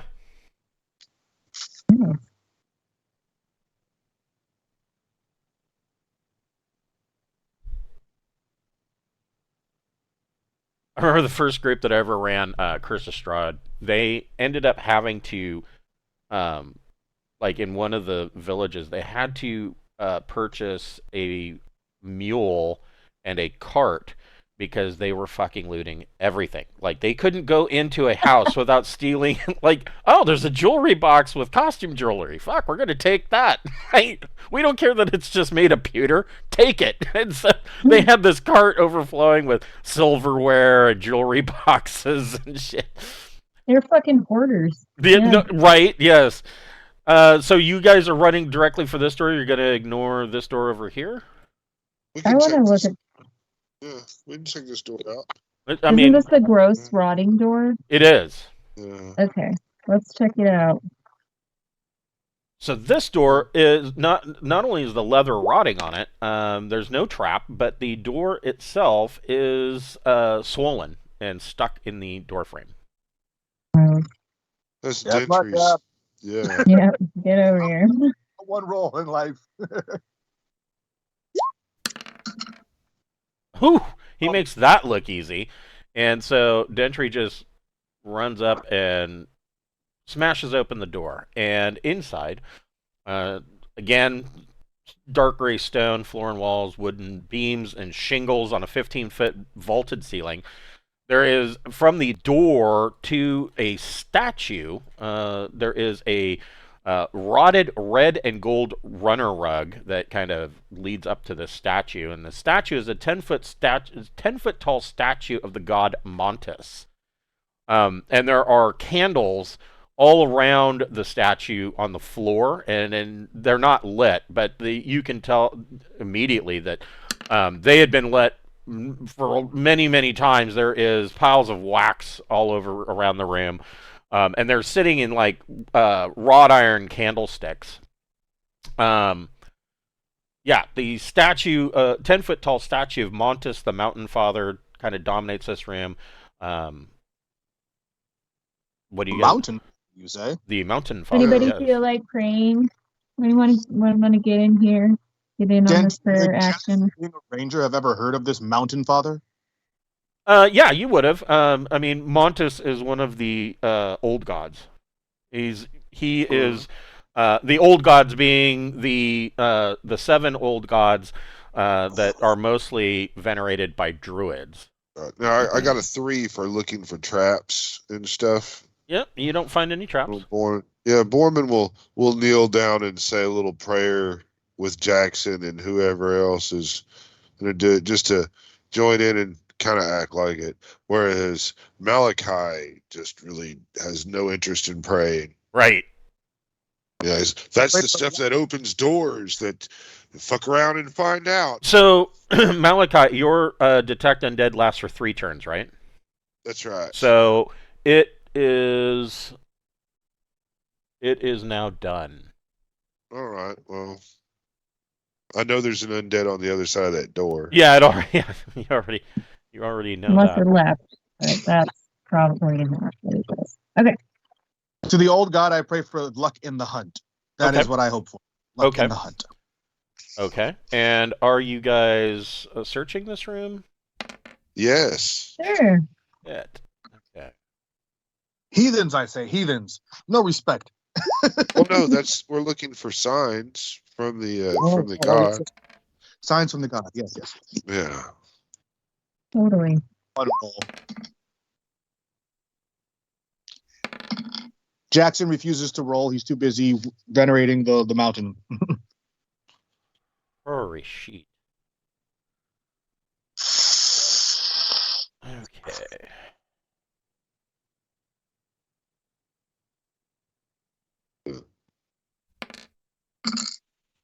Five. Okay. 5 what? So you do find something. You find Dentry finds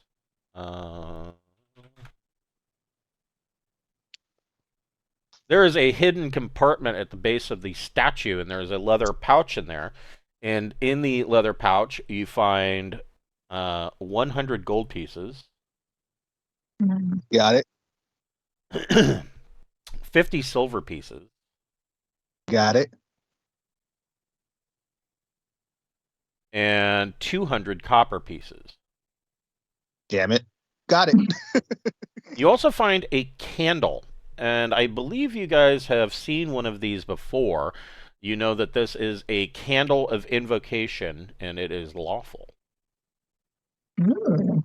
I think I can take that then, right? Or so is that disrespectful? The candle of invocation is really kind of cool. So let me find it. Here we go. So these are specially consecrated candles associated with specific alignment. In this case, it is lawful. You've seen one exactly like it. Characters of that alignment gain benefits when lighting the candle, if it is lit by a divine spellcaster, such as a cleric or a druid.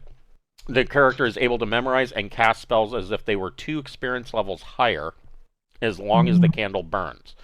When the candle goes out, any memorized spells beyond those the character may normally have are lost. If it is lit by another character of lawful alignment, the character gains +1 bonus to attack rolls and saving throws as long as the candle burns. The candle will burn for a total of 4 hours, and it can be extinguished and relit. Ooh. But it's 4 hours burning time total. Okay. So I got 2 of those now, which is good. Yeah. But, Okay. So we continue to the room with the undead. Oh, wait. yeah. I almost forgot. So there Have some are... spells you want to learn further down the line. Yeah, I mean, if you wanted to light it now, you could. That's certainly up to you. Do you have a high level spell you want to know? Or higher level spell? I don't have any specifically right now. Mm, I'm looking for these will do though.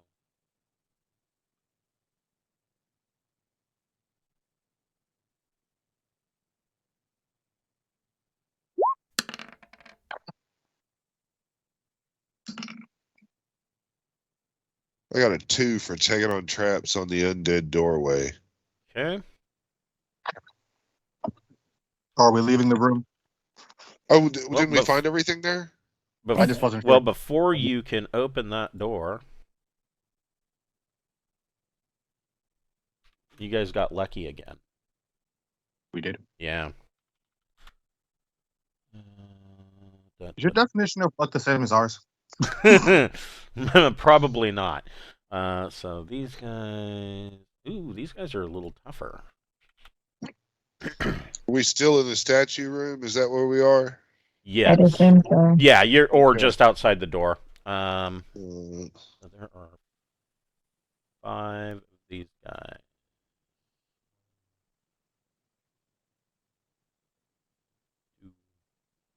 Someone got to move 3, Alora over. 5. So the door behind that you came in opens up, and 5 bugbears step through the door. They might be surprised. They are not surprised, and you guys are not surprised. So everybody roll initiative. Stupid bugbears. Damn it! Jackson, just get your shit together.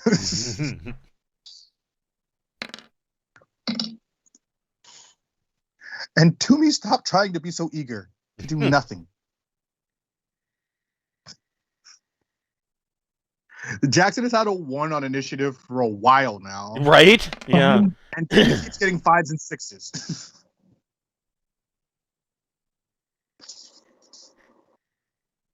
Right. So.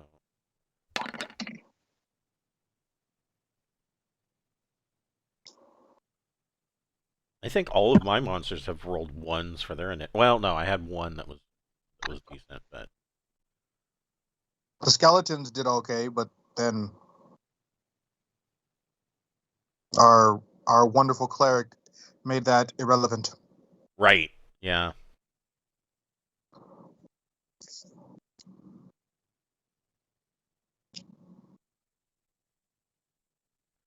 Okay, so nobody's surprised. What does Toomey want to do about bugbears?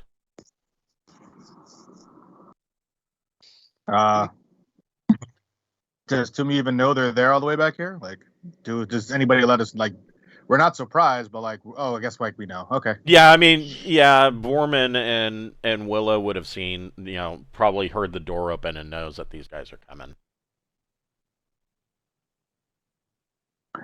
Alrighty. And a weapon. Toomey's feeling brave. These guys. Toomey's just gonna fly all the way over to this one and try and swipe at its head. Okay. I have 0 confidence in this working.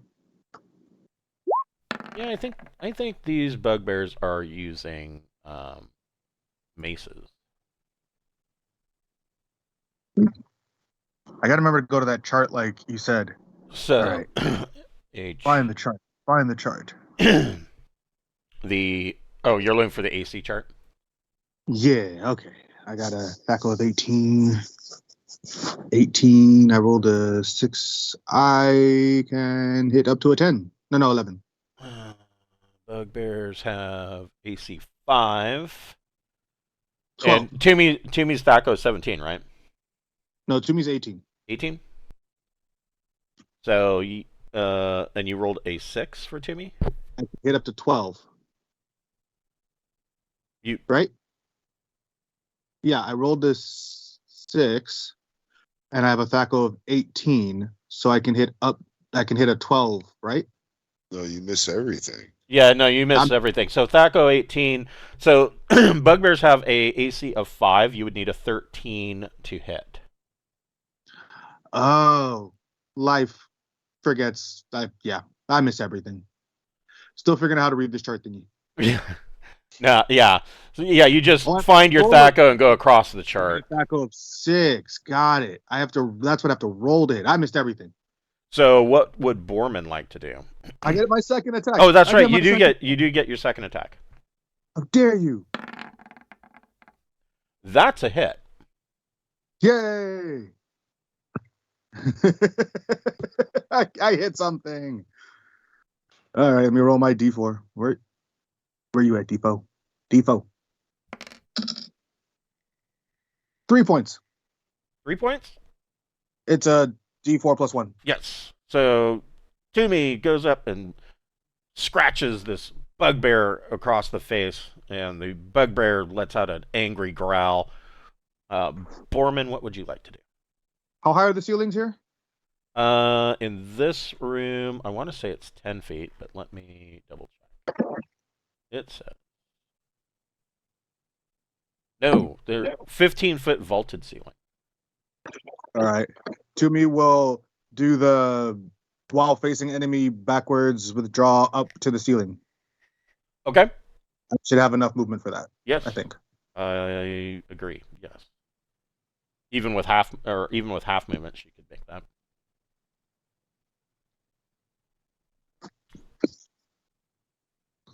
I'm gonna step up right there, and I'm gonna throw my axe at that guy.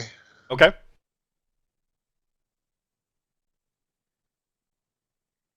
So 1 for that, and then 3 because I'm throwing. And let's see. A 12. So that's a 12.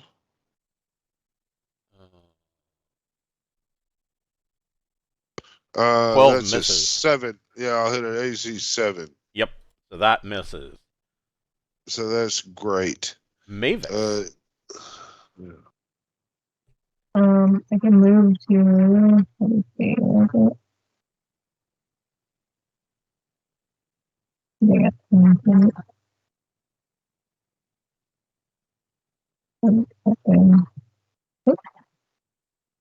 I do that all the time too. Let's see if I got a line of sight. Yeah. I think I got a line of sight on this one. Yeah. That's the Okay, one so that's I'll injured try and- already, anyways. Try and do a swing on that one. That's a hit.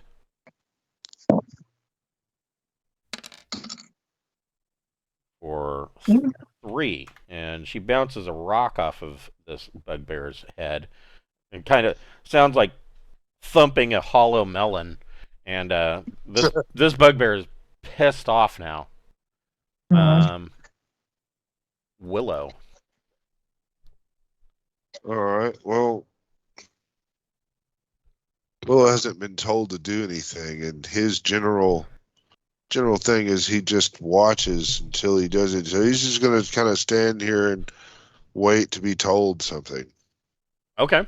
I mean, you can tell him. I'd say that's a free action. I understand, but I also don't want Willow to tank this whole fucking group of bugbears. Okay. Who is completely not following directions Jennifer just brushes. Yes. Yeah. Yeah, Toomey's just a cat. I mean, cats do what they want. Alora, what would you like to do? Laura's gonna run out here and then is going to cast darkness. Ooh. Yeah, let me find a shape here. That's a 15-foot circle. Hold on here. Let me. Maybe like Where that is big. my index of spells? Page 244.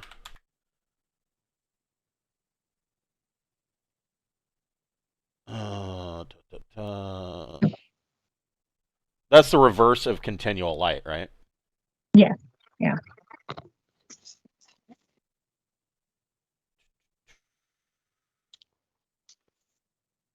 This isn't telling me what I want. Well, it might. Is it the reverse of continual light or just light? I think it's the reverse of light. Okay, that's what I thought. Yeah. Light. So yeah, 15-foot radius area of magical blackness preventing normal sight, but not infravision. Oh, radius? Like, Dang, that's really big. yeah, so that's gonna be Twice twice that yeah. size. So yeah, it's a Okay. 30-foot diameter. It may alternatively be like light, it may alternatively be used to blind creatures or to dispel the light spell. So you could cast it on one of their eyeballs, Oh. and they go blind. So would that mean that I can be up to that size? Because I don't know if I want to fill that much. No, it would be 30 feet. So 30-foot diameter. If you cast it right here, yeah. I gotta move it then. Sorry, Timmy. Yeah. So you see this globe of utter blackness appear in front of you guys, and you can't see Toomey, you can't see the bugbears, you can't see shit. Now it says it prevents normal sight but not infravision. So Dentry would be able to see in here and be able to, and you can still pick up. You see the bugbears and Toomey with Okay. like heat vision. Nice. And then she can help. But bugbears have infravision, don't Shit. Ah. Well, I wasted my turn. That's the they? Yeah, case. bugbears would have infravision, so they're not blinded. Dentry, what would you like to do? I will bring my happy butt to here.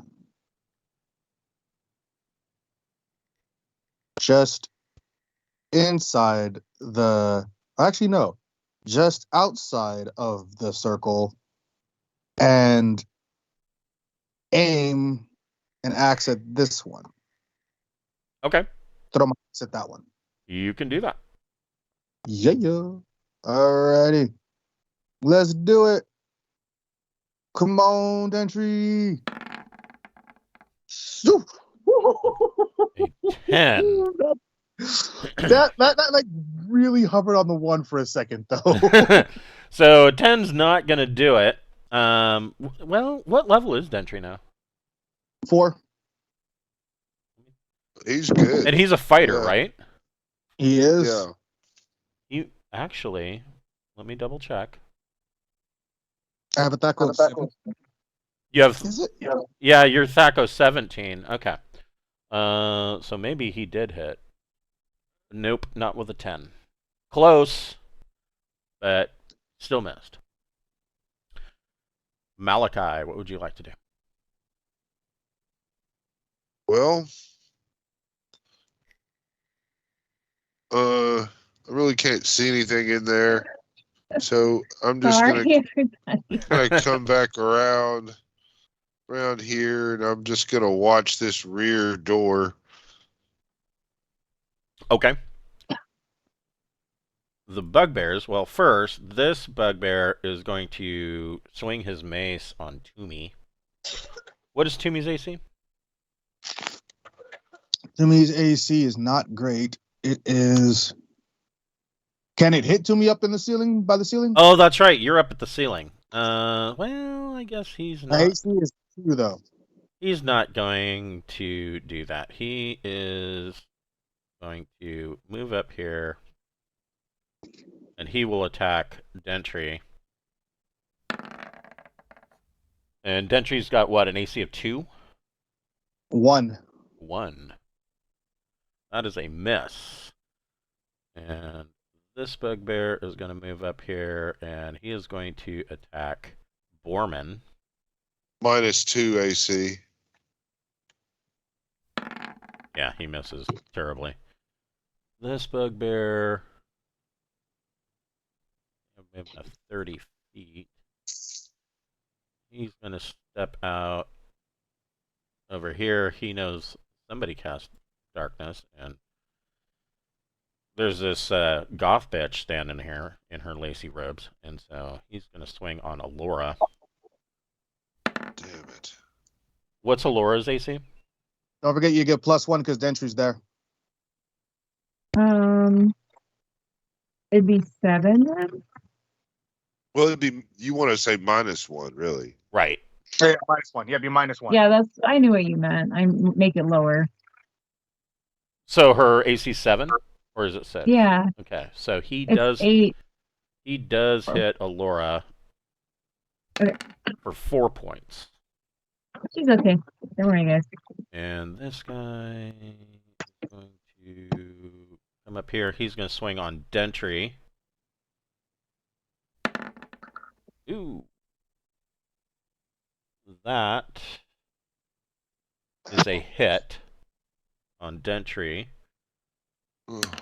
Yeah, sucker. 6 points. Dentry shrugs it like, it's cool. And this guy is going to swing on Borman. And fucking miss. Another goddamn 5. All right. So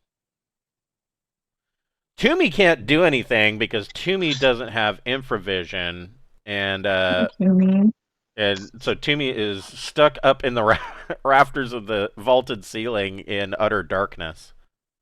I'm keeping her safe.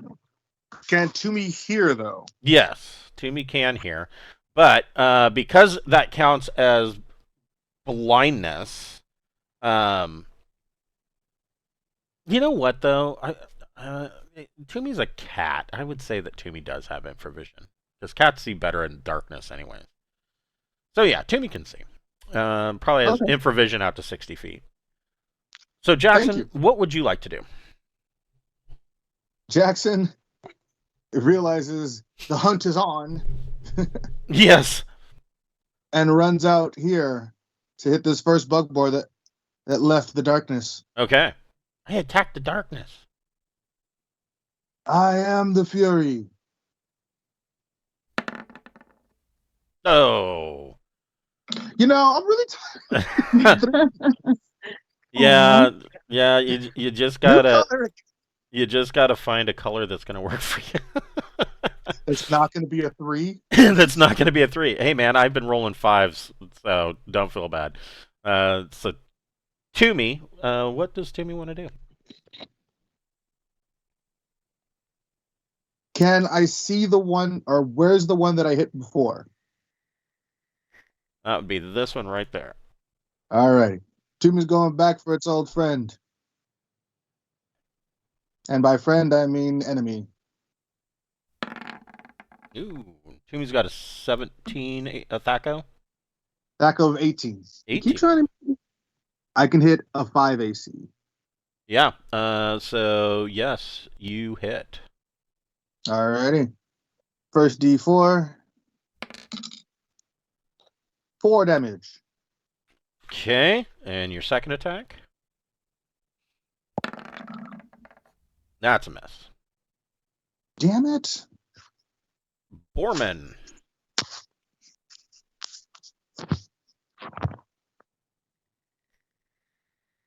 Borman stepped away for a second.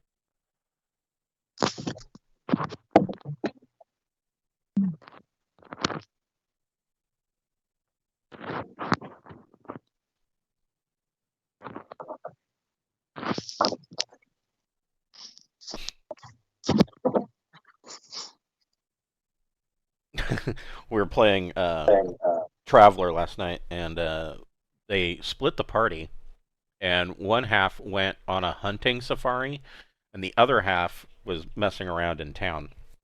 And the hunting safari, they went with a guide, and they were hunting these brontosaurus-like creatures, and these things are armored, and they got a shit ton of hits, and so they didn't kill one of them, and it turned around and bolted and charged their hunting guide and just trampled the shit out of him. Just Oh no. Just obliterated, like just I think it was something stupid like 23 points of damage. Just fuck that guy. He's dead. Yeah. One of the players like, I don't know, I'm gonna run over. Or I think it was Glenn. I'm gonna run over and check and do first aid. Like, well, there, you know, I mean, you can put a band-aid, but the guy's basically a Jello sack full of broken bones. He's dead. It's my turn. It is your turn. Okay. Do I have? All right. This guy here, has he been hit? Nobody has hit him yet. How about this guy? Nobody's hit him yet. All The right. only been hit, I think, is still in the darkness. Yeah. Yeah. All right. Well, then I'm gonna hit this guy right here. Okay. I think I got something that'll take care of the other guy that's on Allura with a different character. So let's see. 13. I think that might be a hit. Let's see. Are you 17 for Thaco? No. Still 19? No. I'll hit AC 6. Yep, you miss him. Oh, wonderful. Okay. Yeah, it's gonna be one of those battles. Mavis, what would you like to do? Can I shove my way in here, you think? Yeah. Okay, I'll try and hit this guy with the mace then. Okay. Yeah, I'm sure Laura after that is getting tired of getting smacked. Yeah.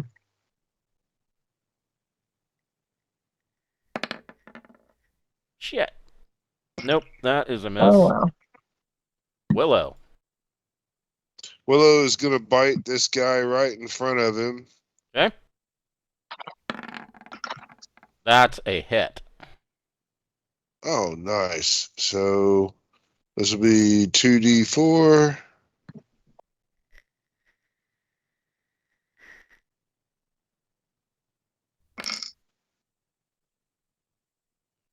Three points of damage. All right. Wonderful. So menacing and deadly. Yes, Willow goes up and connects and nips this guy.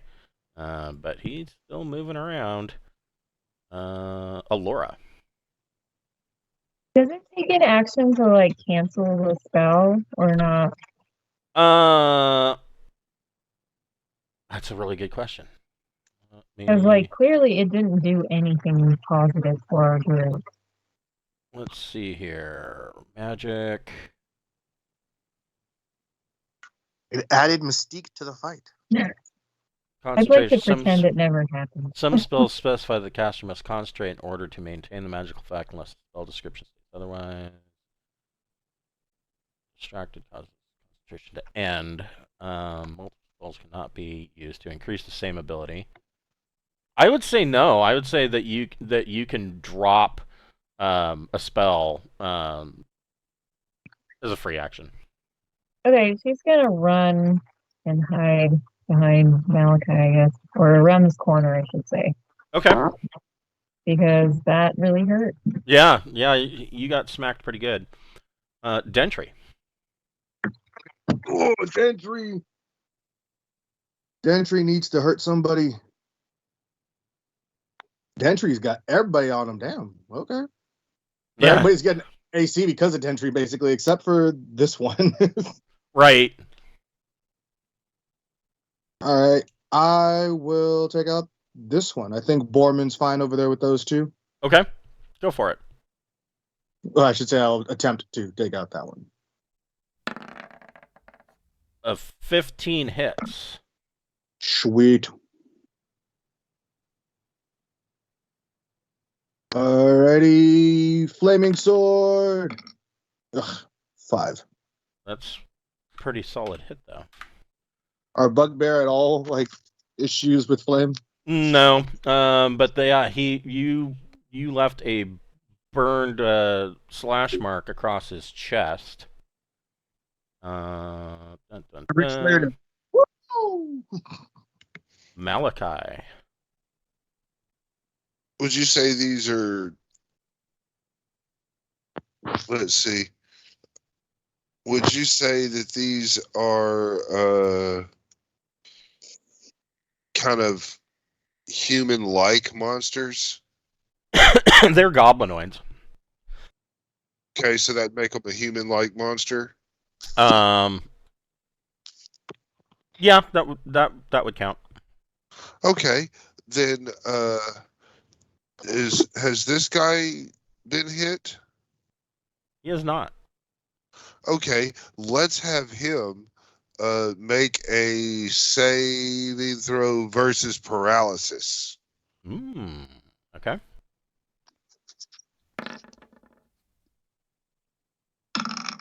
He fails. He is now my marionette, and I can control him at my will. I'll have a -2 to attack rolls that I use with him, but he'll do whatever the fuck I want him to do. And I want him to What did you cast? marionette, Okay. first level thing, and I have him for the next 3 rounds. Okay. Yeah, and so he's mine. I'm gonna go ahead and have him swing on this guy that's in Mavis's face. Okay. He will do that. I guess he might do it on his turn, but Oh, that's true. Yeah, he'll do that on his turn. yeah, and he'll take a -2 to his attack, but I'm striking the Karate Kid pose as I am puppeteering him. Okay. So yeah, I'm kind of incapacitated and in a concentrative state as I control his bones. So he swings and misses this guy. This guy is going to swing on Mavis. What's Mavis's AC?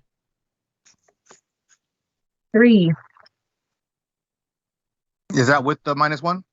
No, it's 2 then. He misses. Because I am definitely engaged. This guy and this guy are going to swing on Dentry. Bring it. Ooh. What is Dentry's AC is 1? Yes. That is a hit for 4 points of damage. Ready? And the second guy also hits for 3 points of damage. All right. And then this guy is going to swing on Borman. Actually, no, he's going to swing on Willow. He didn't like getting bit. Oh, and he misses. All right. Jackson. Jackson. Where the hell is Jackson? Oh, there you are. Jackson will attack the one that went after Willow. Okay. How dare you attack an animal of nature? That's a hit. Woo! I was worried about that too there for a minute. Did anybody else see it wobble on 2 and then go back to 18? Right, yeah.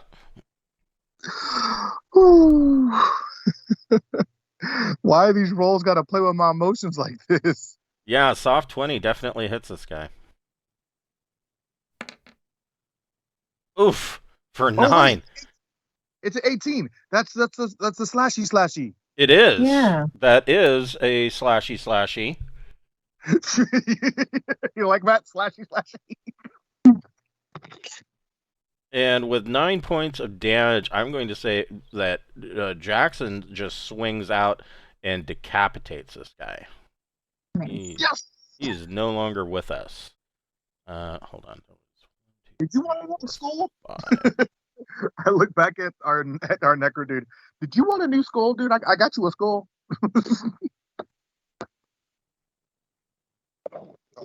They'll probably collect a couple skulls from this after we make it safe.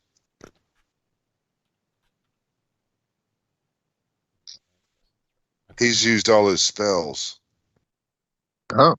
Okay. Yeah, well, you know. We are back to Toomey. Toomey is going to keep going after the one that was formerly in the darkness.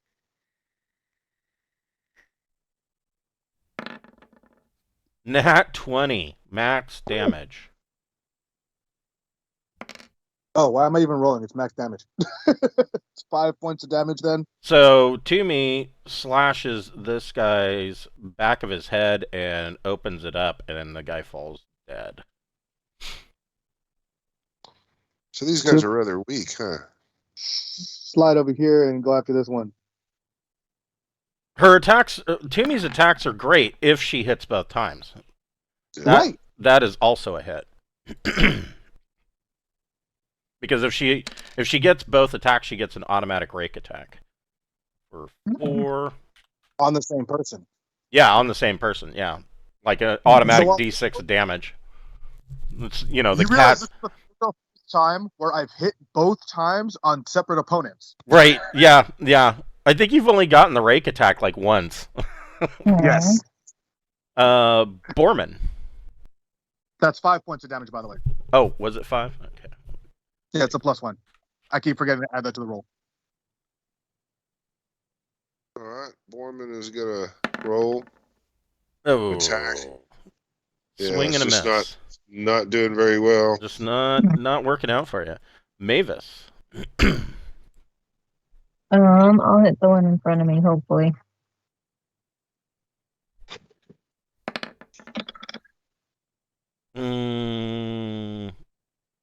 What is Mavis's Thaco? I do not know. She's level 4, right?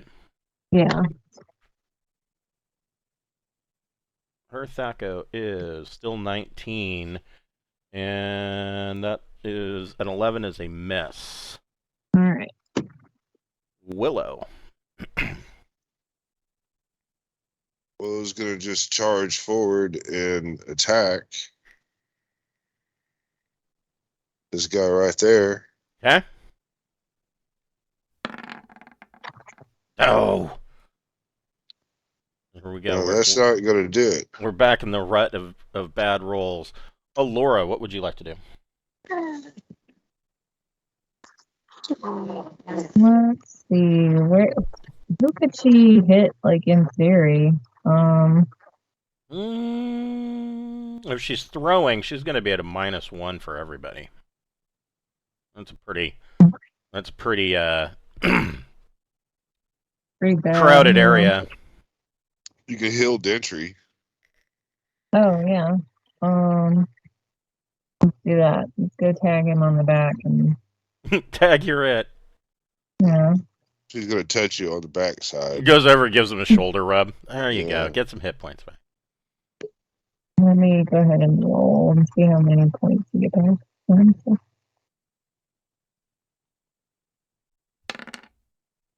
3. Yay. Something. Yeah, Dentry got smacked pretty hard. So 3. I got attacked 3 times. Yeah, 3 points is better than nothing. Dentry, what would you like to do? Dentry is gonna keep working on this one that's going after Mavis. Okay. Borman's fine, and the other one's under control. Wait, do we know the other one under control? Yeah, I would say that you're probably aware. I mean, you It's saw him moving. swing on him. Yeah, he's just moving a bit awkwardly, and he's probably got this, deep, dark purple haze coming over his eyes. Yeah, that's a All right, good description. That is another slicey slice hit.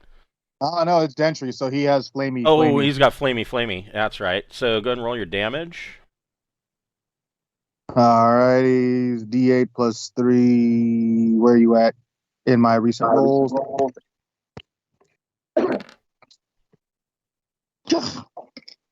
4 points. For 4 points. Well, this guy is not feeling real good. I did another Ric Flair. Woo! So Malachi, you want this guy to attack? Since you're concentrating on him?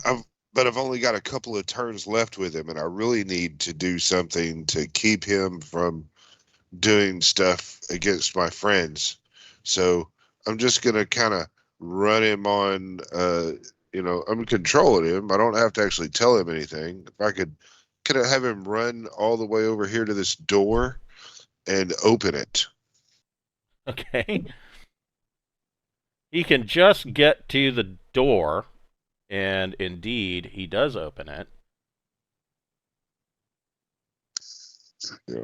His final act under my control will be attacking the undead thing that's in there. And in here, there are 1, 2, 3, 4, 5 zombies.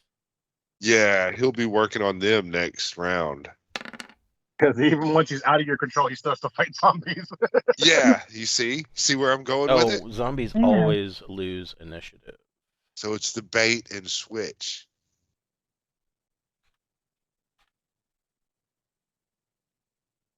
Okay, so yeah, he opens the door. Zombies are like, brains, and are going to be galumphing into your direction. Let me find.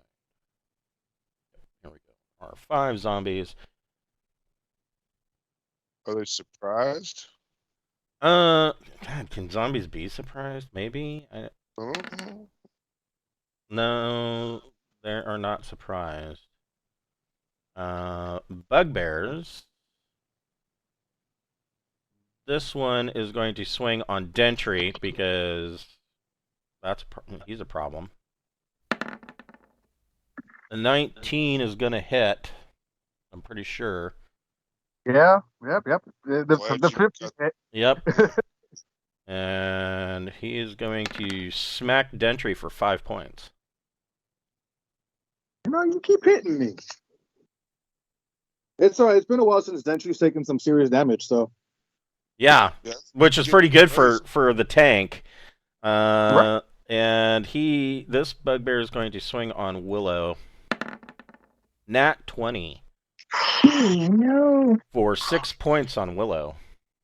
All right. Willow's okay. Kind of. Jackson, what would you like to do? What did I say about hidden animals of nature? Did you not learn from your friend?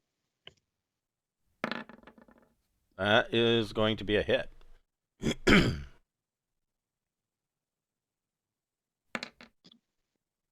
Ooh, this guy is not feeling real great. And Toomey. Don't hurt my friend.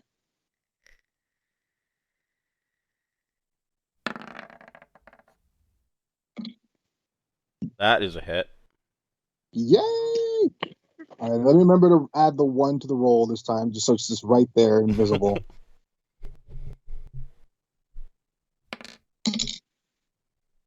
Oh, Toomey slashes this guy right across the jugular, and you're all sprayed with blood. I feel like Toomey likes getting that coup de grace kill. Like Toomey's like it's the final hit. Right? Yes, right. Then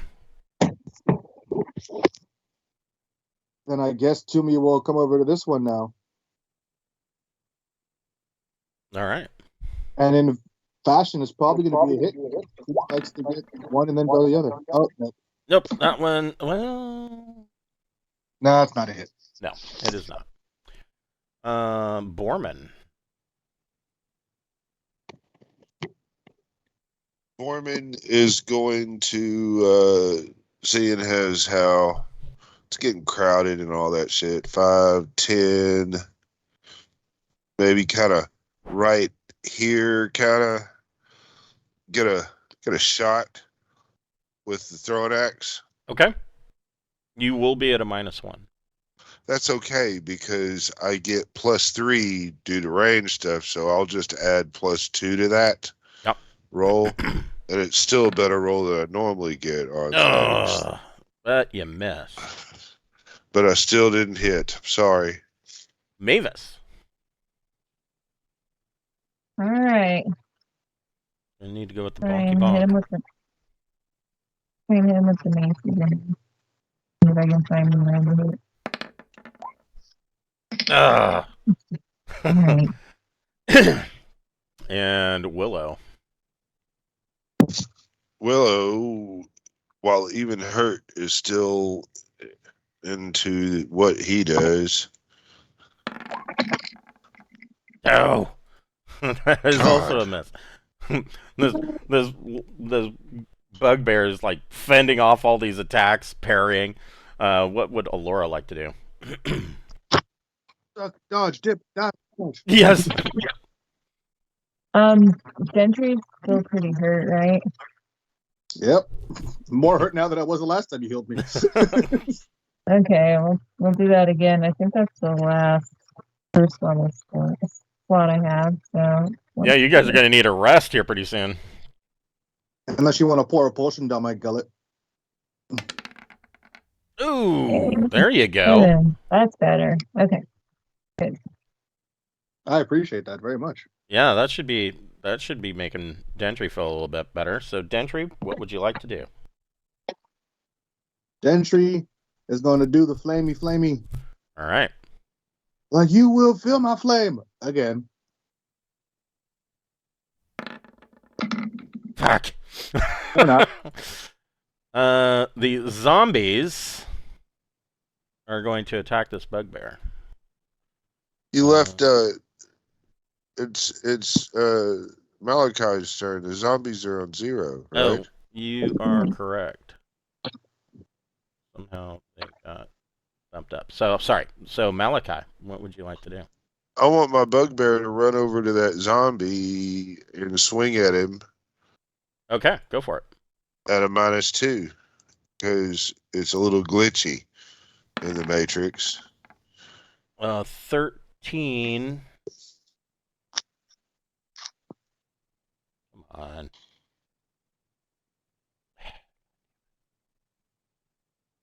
Sorry, my screen turned up. Okay, so let's see here.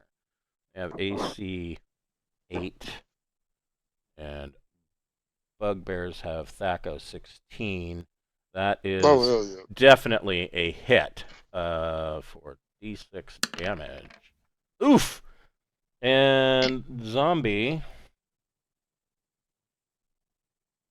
Why didn't I?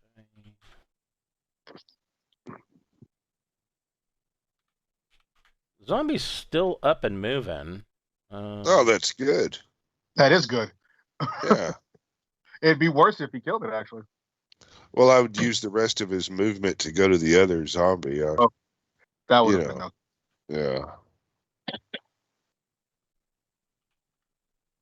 Yeah, for being 2 hit dice creatures, zombies are actually pretty tough.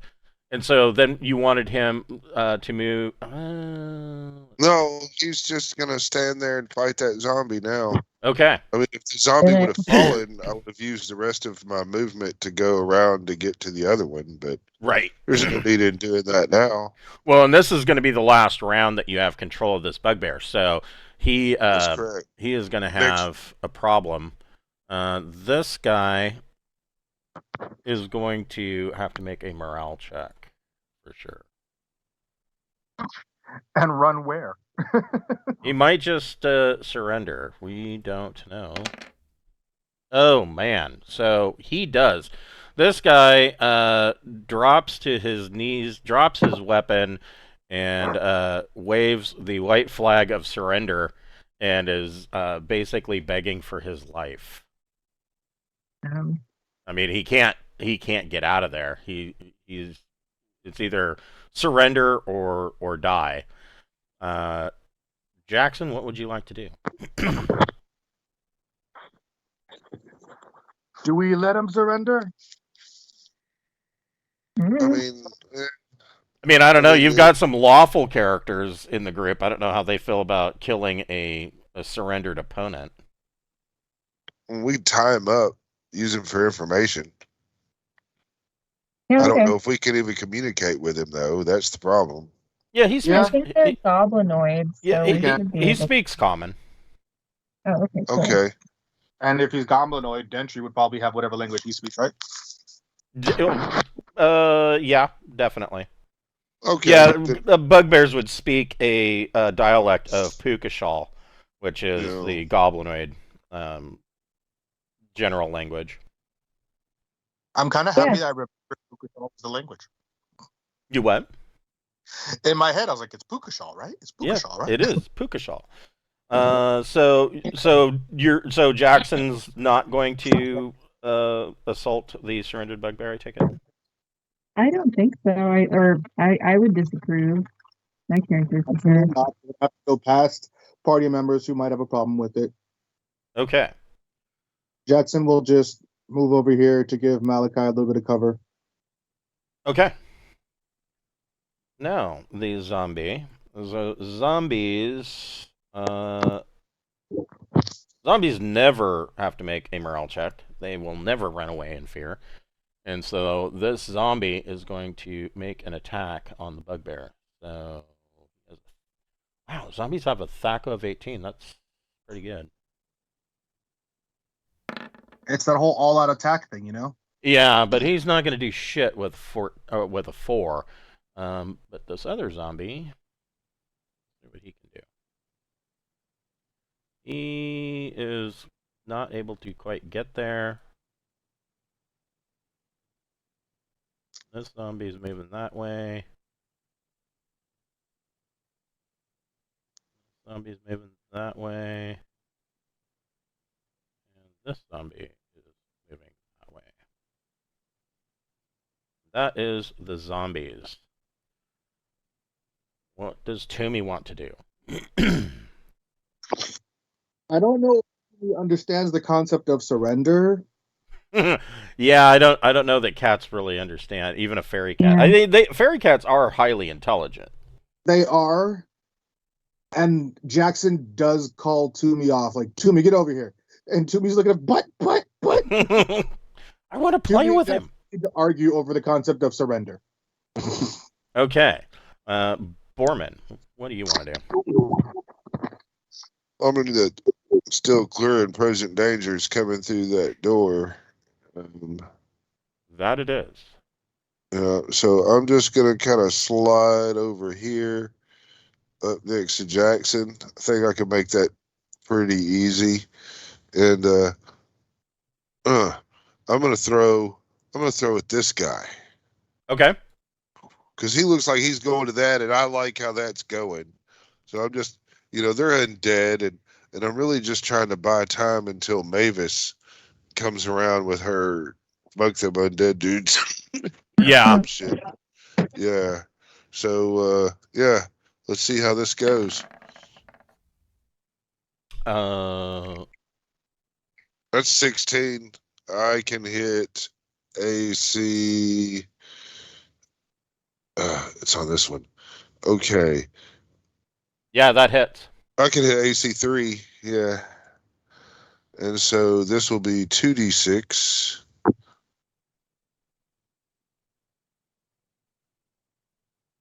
Plus 1. There we go. He'll take 8. 8 Oof. points of damage. Damn. Believe it or not, he is still standing, but your axe has severed or partially severed his left arm, and it's just hanging there by a thread. Mavis, what would you like to do?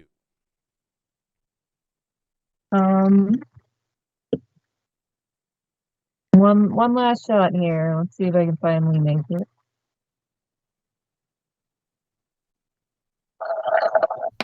He's surrendered, Mavis. Oh, Yeah, wait, yeah, I yeah, totally that- wouldn't do that. I'm Yeah, sorry. this guy's surrendered. Yeah, my bad. But I would think that you would know that there's zombies coming.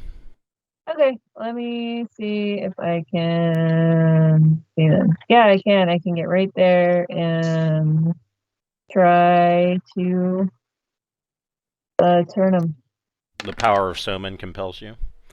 Yeah. So 6. These are 2 HD creatures. They are turned. But not destroyed. Okay, so they're gonna run away. So they will run away from Mavis. Willow, the war dog.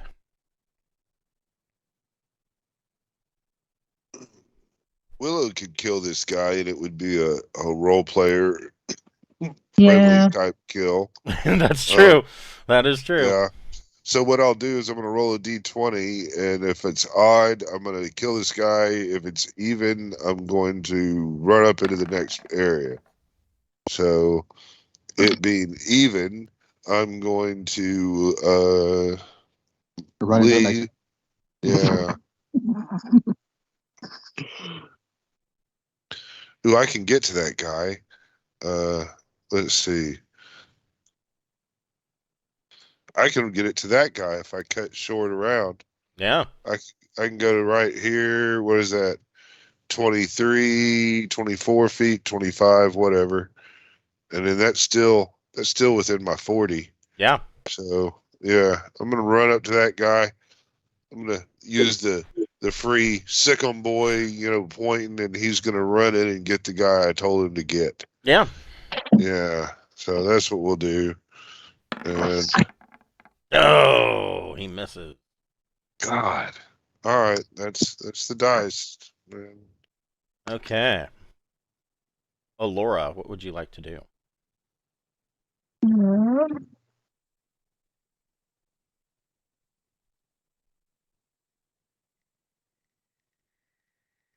Oh shit. Is Dentry still hurting? Because I could pass him a potion. Yeah, I am hurting. Okay, why don't you drink one then? I'll And then roll. laptop was dying, so if you give me a potion, I'll put it on my character when I get my laptop back up. Okay. Oh, sorry. Never mind. So yeah, you're gonna hand Dentry a potion. Is there? I mean, you can hand him a I thought it was- potion. Yeah, I thought I could give him one to try and fix him. He just took his head back to port down his gullet. Do it that way. Spoon Okay, feed yeah, him. we'll just. Yeah. So and then you you get 4 back. you get 4 hit points back. I will add those shortly. Dentry, what would you like to do? Dentry will he's already thrown his weapons down. So Dentry will guide this guy into the room with the chairs. Okay. So In time. you're gonna spend time tying him up. Well, I don't want him to run off while we're fighting, and I don't want him to try and come up on us while we're fighting. Okay, so you're gonna tie him to one of the chairs. You will give him Unless I the give him the net. choice of with us or I'm like, fight with us or die, if that's an option. Yeah, you could. That's the smart option right there. Is go kill a zombie, and you'll be free if you kill all the zombies. Yeah. Yep. You could. Yeah, you can definitely convince him. I mean, he's like he can't get away from you guys, and he's already surrendered. He's like, yeah, and so he reaches for his mace and picks it up, and he'll go and attack a zombie when the time comes. Okay. Well, then I will. Is that my whole turn convincing him? Yes. Yeah, you basically spent the turn intimidating this guy. Actually, though, I'm down with that. That's fine. what is Dentry's charisma? Not great. I think it's a 9. I'm still reloading my computer. Sorry. Oh, no problem. Literally right before my turn. Oh, no problem. Let's see here. So a 9. Nope, it's a 7. You got a -1 to NPC reactions. So, yeah. Go ahead and roll one. Well, I'll roll for you. 1d20 plus 1.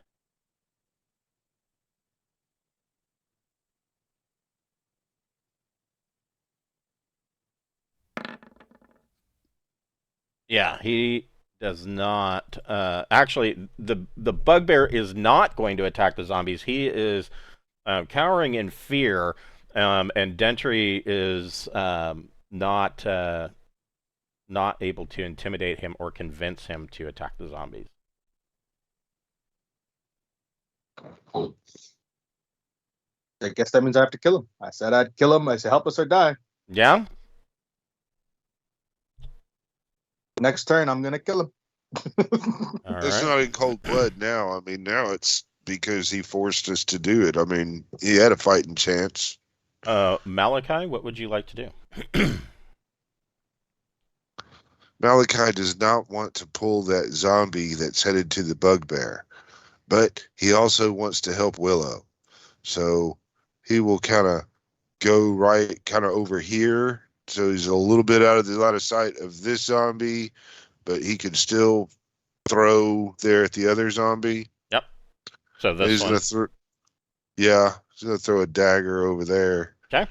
and see what happens. Damn it! And he's Thacos 19, right? Yeah, that's not gonna hit.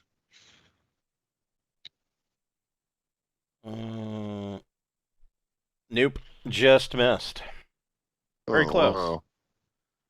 Oh, well, Bugbear is going to swing on the zombie and whiff it. And this bugbear, he is still surrendered. He's cowering. Jackson, what would you like to do? All right. We gotta fight some stuff. So rather than rush into a room full of zombies, I'll take a slight step over here and pull out my bow. Okay. I keep what the rule is for putting away a weapon and pulling out a weapon. I'll just let you do it. Sweet. Appreciate you. And the distance should put me in that +1, which would just make it a dead even shot. Yep. Okay. Straight roll. Well, I mean, no, you get a +1 to it, so 19 hits. But then my dex makes it a -1. It's a +1 -1 because I have a -1 to dex and a +1 to hit. Oh, right. Gotcha. But I hit. I keep forgetting you're the ranger with a -1 to dex. Look, man, it's good for role playing. Yes. All right. It's a D6. Yes. That hits, right? An 18? Yes. Okay. I was like, please tell me an 18 hits a zombie. Or 3. Okay. So the zombie now has a arrow sticking out of him, and he's like,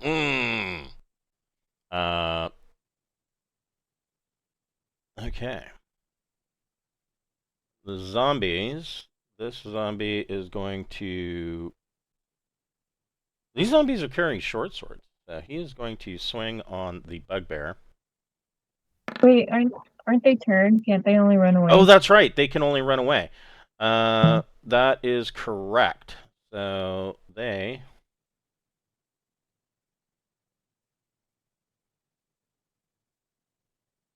Are going to spend their time running the fuck away. That's why the surrendered bugbear was like, I'm not fighting. They're running away anyway. And Willow gets a attack for free because this guy is doing a full retreat. It still misses.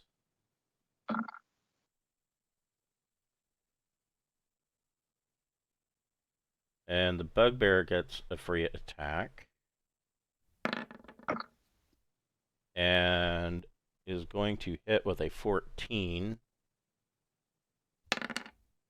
And kills a zombie. The bugbear is no longer under the control of Malachi, though.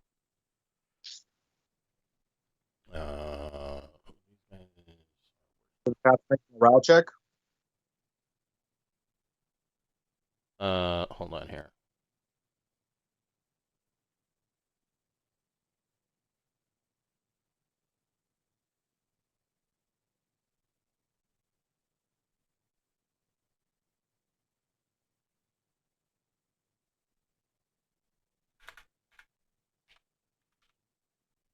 Okay, so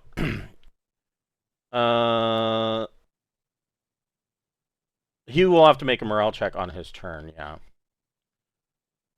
What does Toomey want to do? Toomey knows now that this surrendered one will not fight alongside us, and we can't just leave it there to fight behind us. It's like, all right, do the thing. Go for it. You had a chance.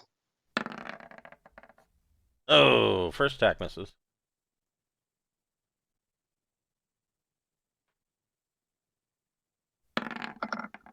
You know what Really? though? You know what though? I will say that because he's surrendered, Toomey can just coup de grace him, Okay. and that ends Bugbear.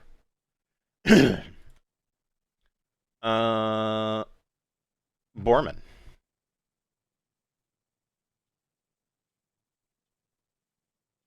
I'm going to step right up here and short range. I'm going to throw at the bugbear. Okay. So we'll be at +3 because that's very short range. That hits.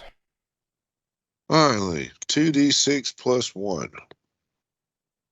The pink dice for the win. Yeah. I was missing with all the others. Right? For 4 points. Okay. So you huck a axe in his back, and your axe returns to your hand. Mavis, what would you like to do?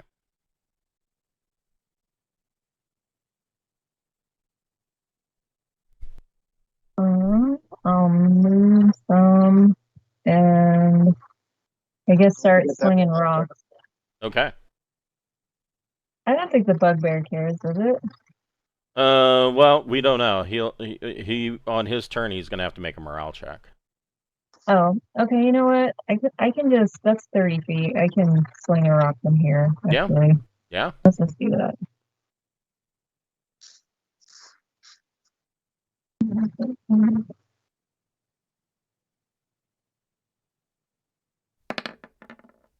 Yeah. Max damage for 4 points. So Mavis's rock, she uses her sling, and the rock hits this zombie, and you hear this squishing sound, and it actually blows clear through the zombie. So the zombie now has a hole in his chest. Willow. Willow's going to run back to Borman because Borman will be calling him back. Okay. Because Willow's kind of hurt and doesn't need to be running all about. And Alora. Let's go. I can give Willow the war dog something nice. Oh, Willow needs it. Dump a potion down its face. Yeah. Here you go, buddy. God damn it. I guess it's hard to get in the dog's mouth. That would make sense. Yeah. Well, still 2 points helps. Thank you. He's at 7 hit points now. And Dentry. Dentry's going to move the 20 feet that Dentry can move, which is about to there. And I'm going to yell at the other one the same thing. Join us or die. Okay. So I got to make a roll. Yeah, you can go ahead and make a roll. See here. So roll a d20 plus 1.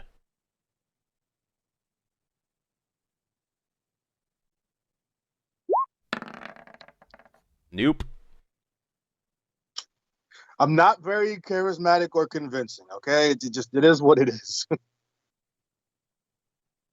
Okay. And Malachi Todd.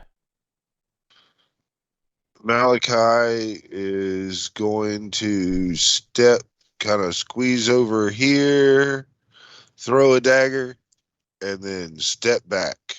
So we'll see what happened in that. Who's he throwing the dagger at? The bugbear. Okay.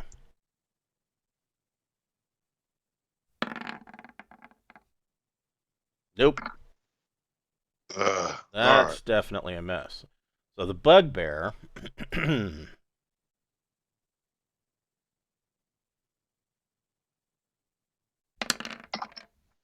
makes his morale check and is going to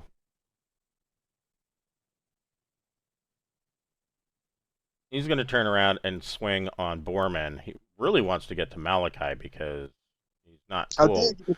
Yeah, he's not cool with that being controlled thing. But what's Borman's AC? Minus 3 because Dentry's close enough, right? But Dentry hasn't engaged with the bugbear, so I thought he had like an aura or something. he does, but No. only if he's in combat with the bugbear. Oh, okay. Well then, yeah, then I have minus 2 AC. Okay, so I think I hit you. Bugbears have Thaco's 16, which means he needed an 18 to hit. He hits Oh, you for 4 points. oh, you bastard. Okay. Touched by an anvil. So Jackson, what do you want to Jackson will run up on this one. Like, you had a chance too. do? Where are you? D20 plus 2. There you are. That is a hit. Where are you? D8 plus 2. For 6. Ouch. That fucking smarts. But he's still moving. Zombies. Zombie is going to cower in this corner. This zombie is going to cower in the corner. This zombie is going to try and make it to his friends to cower in the corner. And so is that zombie. What does Toomey want to do? Sit there and clean the blood off of itself. No. Toomey is all about the fight now. Toomey's got it. All right. Can I get to this fool?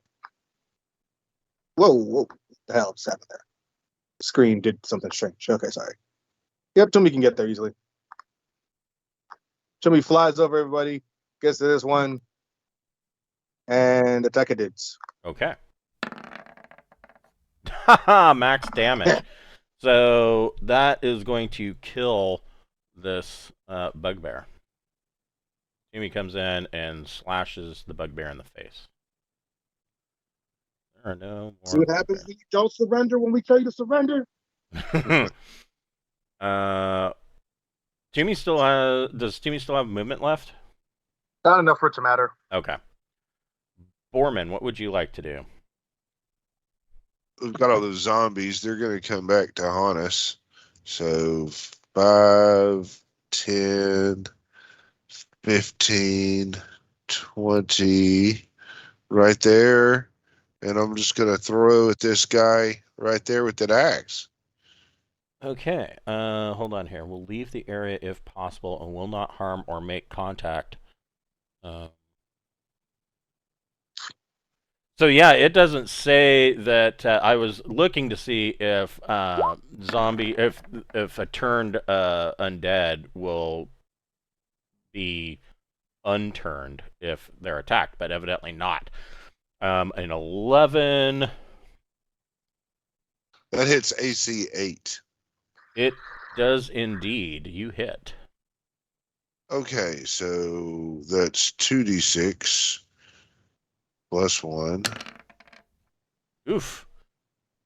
6 points of damage to him. Yeah, you kill a zombie. Again. Mavis, what would you like to do? Let's move. Okay. Time to throw another rock. Okay. Oh wait, that's the wrong thing. Oh wait, well, Oh, that's a hit. yeah.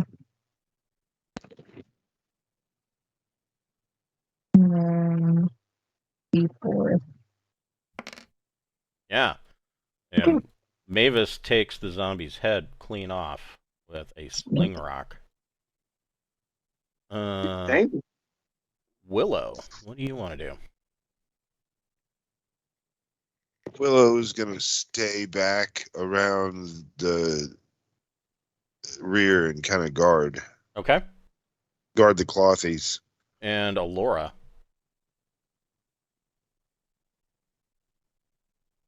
See how far she can move. Maybe she can get over there. Yeah, this combat kind of turned into a clusterfuck. Well, I strung both of them together when I attacked with the bugbear. Yeah. Okay, I should be able to throw the dagger. I think. Ah, damn it! And that one, Alora. So she's using a sling, or is she throwing a dagger? She's using the throwing dagger. So she throws the dagger, and it sticks into the wall and gets stuck there. Okay. Gentry.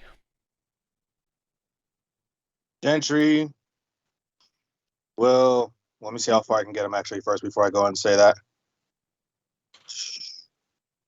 Or he'll get right up there next to them. And the axe has So range 20, 40, 60. yeah. They are 49 feet away. So they're in the far range. Okay. Yeah, that would be long range. So I'm going to take you're a minus. You'll take a -1 to hit. Alrighty. Rather than change one of the rolls, I'm just going to subtract a 1 from it after the fact. So An 11. 11. And what is Dentry's Thacko? 17. 17. That hits. Oh, sweet. I did the thing. It worked. Woo. Oh, it's a D6 plus. Oh, it is a +1 weapon, huh? I would have had a +1 to hit, huh? Yes. So it would have just evened out. Right. Stupid. Whatever. It's a D6 +1. Add it after the fact. I don't feel like taking time. 4 points. Okay. Yeah, that is a hurt zombie. What does Malachi want to do? Well, I guess I need to start heading in. 5, 10, 15, 20. Right about there is fine. Okay. Just gonna move up and collect my daggers that Okay. I threw. Yeah, that's a good idea. Jackson. Jackson's gonna kind of just move over to this side. Oh wait, I should probably move up a little bit so I'm not taking all the negative for the shot. Yeah. Oh wait, no, it's a longbow. I've got 70 feet. Yeah, I'm just gonna move over here. You're at medium range, or I'm at long range because it's a longbow. are you? 70 feet is 70 feet. No, the longbow's maximum range would be 70 feet. Or no, a longbow has a maximum range of 210 feet, so you're at short range. So you got That's what I was saying. Yeah, you got a +1. I'm like, why are you trying to take it away from me? Why don't you want me to attack? No, it's a straight D20 because of the -1 to dex. Right. Nat 20. So you do max damage. So D6 to whichever one is this one. Yeah, you hear a thunk, and the zombie's head is tacked to the wall. Zombies are turned. Oh, come on, there's got to be a good. Probably. Get me out. He's turned, and is definitely afraid of Mavis. What does Toomey want to do? Unfortunately, Toomey can't get all the way there. So Toomey's just going to get over by Jackson. Okay. And Borman. Well, I guess I'm just gonna move up 5, 10, maybe 15 feet right here, and then I'll chunk my axe. All right. That is a hit. All right, this will be 2d6 plus 1. Okay. So your axe thunks into him and then returns to your hand. And Mavis, what would you like to do?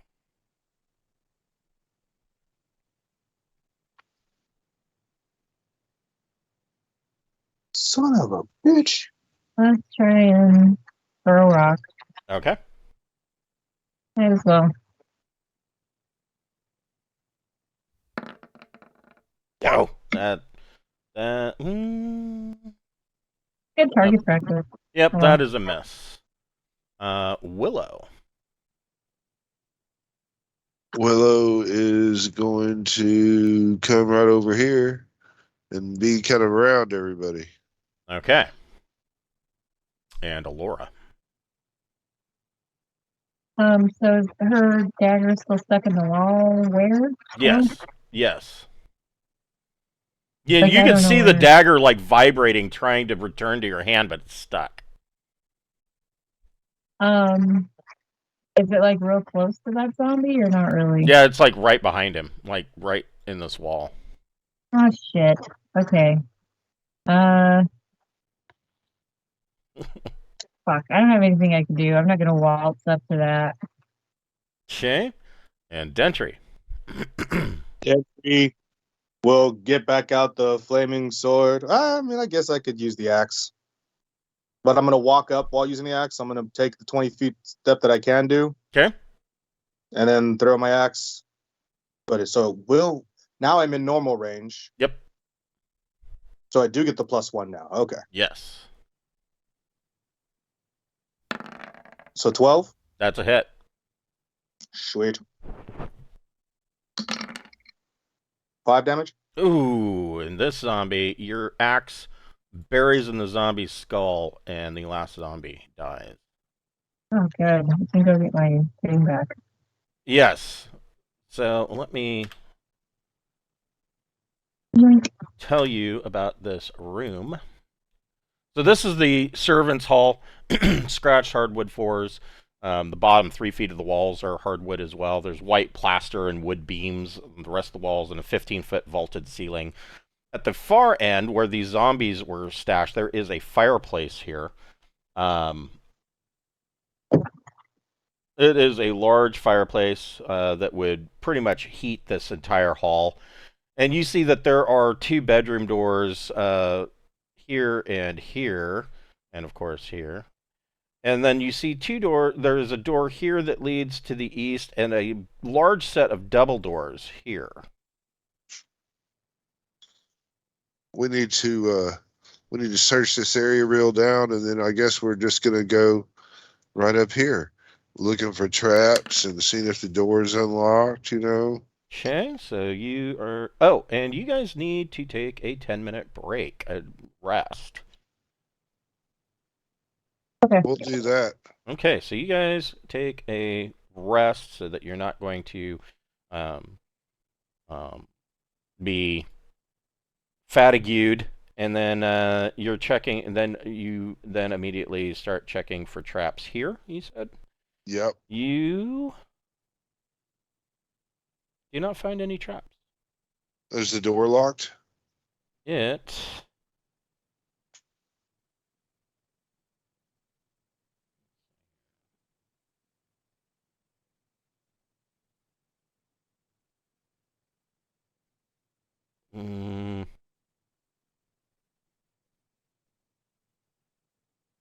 It is not.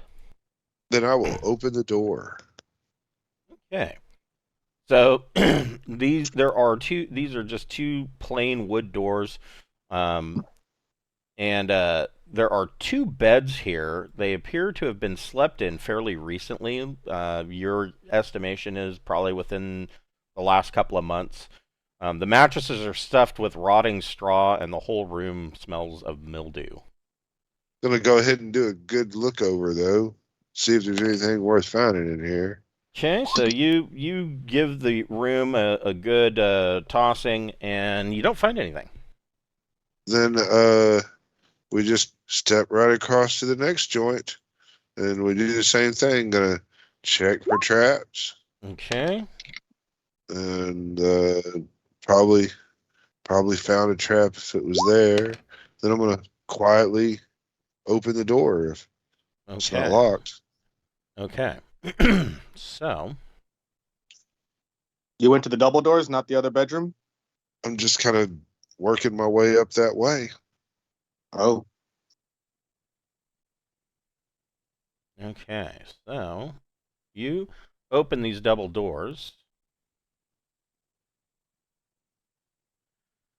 And this is like a dormitory, scratched hardwood, same as everywhere else. 15-foot vaulted ceiling.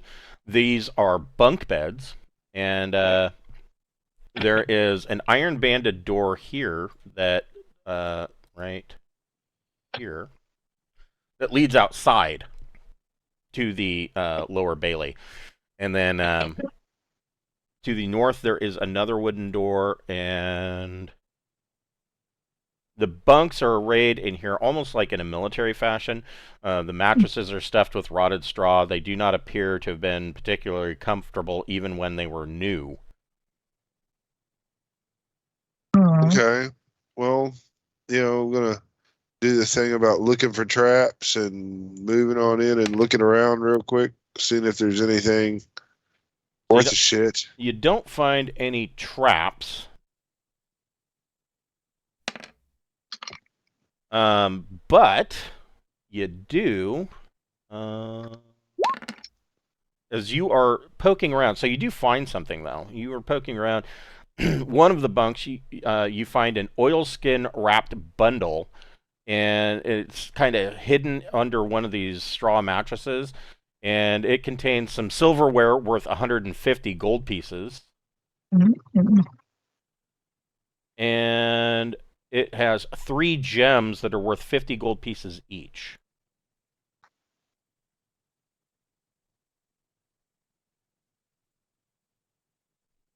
He must have been stealing. Mm-hmm. And when you find this oilskin bundle, you guys, all of you, can hear a shrieking scream and a wraith manifest in the room. Gosh. You are not surprised. You're like, of course it's a fucking wraith.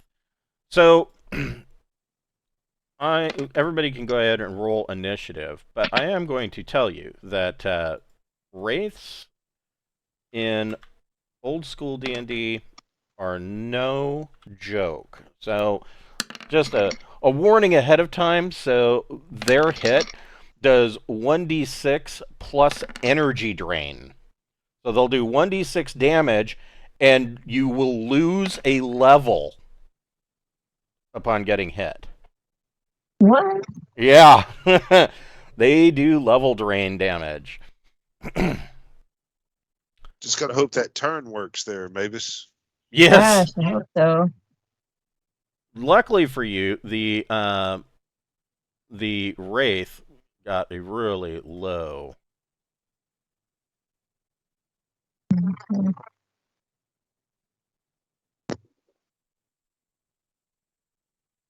All right. So, what does Malachi want to do?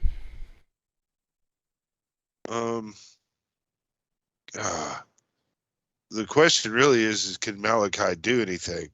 But sure, let's move. Should have plenty of movement there, and to throw a dagger at the wraith. Okay. Right there. And so that's what I'll do. Is I'll throw a dagger, thinking, "Gosh, should have manuated this guy." And So your dagger strikes true, but the wraith does takes no no damage. damage. Yeah. Good job, Dagger. Yeah, a waste of a critical. Borman, what would you like to do? Borman is inspired by the excellent job that Malachi did, and he too will throw his magic axe. Okay. Um, +1. yeah, so it's +5 total. Oof, that hits. All right, so now we'll do a little 2d6 +1 goodness. The magic damage. 5. 5. Okay. Yeah. So yeah, your 5, axe hits this wraith and returns to your hand, and the wraith is clearly injured. I mean, gonna step back to here. okay. Maybe, yeah, there. That's where I'll step back to. Gentry, what would you like to do? Dentry is gonna brandish the flaming sword, which I've totally been forgetting does additional hit against and damage against undead. Yeah. Because I forget everything. And I'm gonna walk up on it and try and utilize that against the wraith. No, wait a minute. Your flaming sword does additional damage against undead. Let me take a look. The note I here says versus treants, plant-based, or undead. It does +3. Yeah, +3 versus undead. Yeah, go for it. Oh. I was like, I got a note here that I was like, undead. Who would have thought that would be useful Right. in a place where we're fighting nothing but undead? That's why I brought in the necromancers, because there's so much undead shit. I thought we would need an expert. Right, makes sense. Oof. Like, Ugh. golly, man. Oh, That was man. embarrassing. Okay. You're gonna be level 3, man. What would Jackson like to do? In typical fashion, Jackson will walk over and go, "You did it wrong." That is Jackson. That's what they do. They compete, and stupidly, he's gonna walk up on the thing and do just as bad. Oh man. What would Guys. what would Timmy the fairy cat like to do? You know what Timmy the fairy cat's fucking gonna do. Timmy the fairy cat's gonna run the fuck away. Yeah, that's a ghost. I'm out of here. Willow the war dog. Willow is gonna go stand protectively behind Borman, and kind of growl. Okay. At the creature he can't do jack shit against. And Allura. Turn Can she do anything? Cast fireball. Turn it. Turn it. I don't think she can cast fireball. Turn it. She can't turn either, can she? No. Once per combat. Mavis No. can, but Allura can't. Oh, Laura. Right, Alora. My bad. Oh wait, did she have a? You got that dagger? Yeah, I could try. So you will be at a -1 though because you're throwing through the bunk. Okay, Fuck that'll it. even out. Throw it.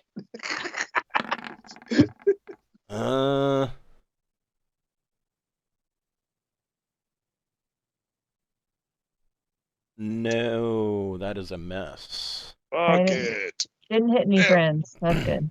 Yeah. And Ditch Mavis. is happy about that shit. Mavis will save the day. I hope. Please, Mavis, Oh. save the day. Okay. Please, sir, give us some cabbage and porridge. Okay, at my level. Shit. Okay, so wait.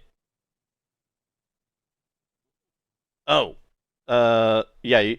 So you got a 4.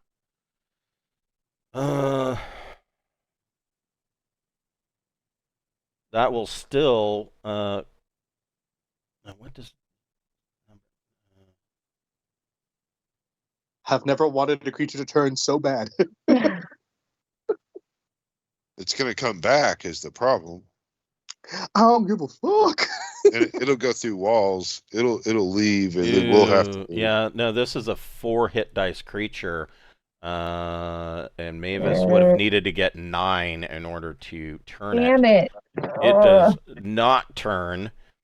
Doesn't care. And Crap. the Wraith is going to try to bitch slap Dentry. No. Oh, and he misses. Dentry just ducks and is like, oh shit. Gets a cold shiver running down his spine. Malachi Todd. Malachi Todd is going to come in and kind of step to the side. Oh, no, we're going to step to the side right over here and study the Wraith with great fascination. And he will speak out in one of his funky languages. This dark, chaotic, what is it? The dark speech, Malum and Ferris. Yeah.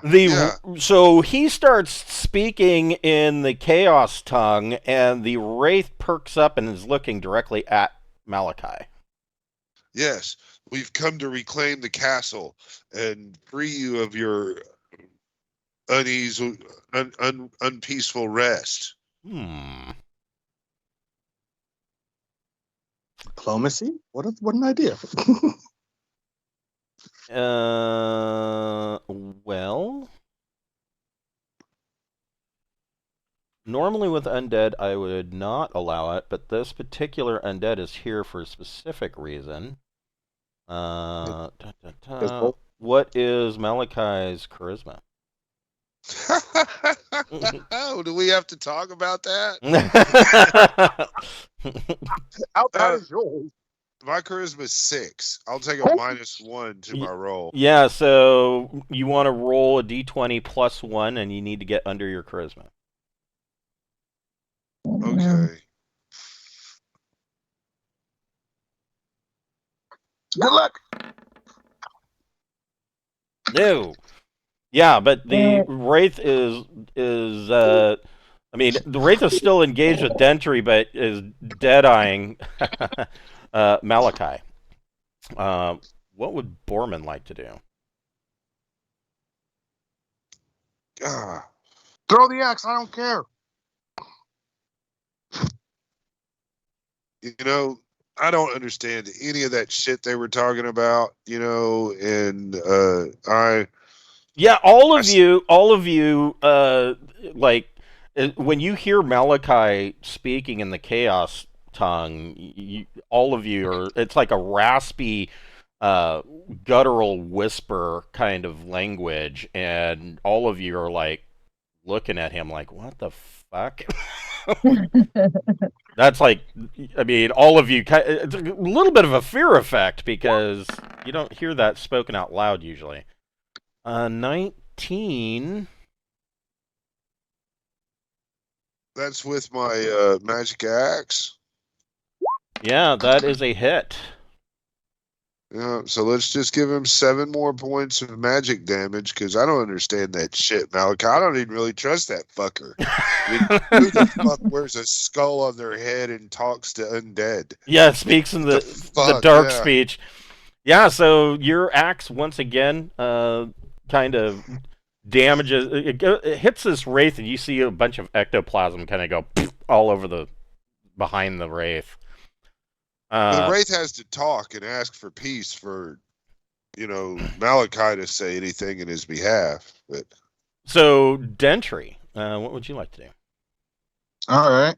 I'm gonna remember to add my strength to my roll this time. Not that it mattered last time, but this time I'm gonna remember and roll my d20 plus 5. Yeah. Hell yeah.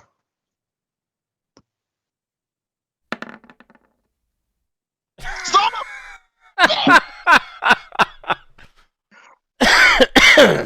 All right, Oh. clearly dark was not right. Was not the right choice. Ugh. We're gonna go lighter color this time because dark was not the right answer. So Dentry whiffs it. Jackson.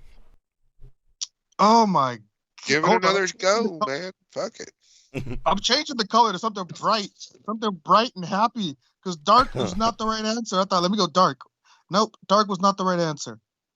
All right, D20 plus 2. Fuck. 9 misses. Toomey, what would you like to do? Oh yeah. Toomey is meowing like, "Meow, get away from it! Get away from it!" Willow.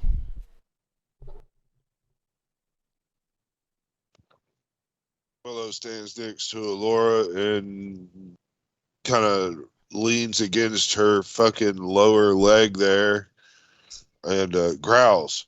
Okay. Tail's kind of slowly wagging. And Alora, what would you like to do? I'll do another dagger throw at -1. Okay.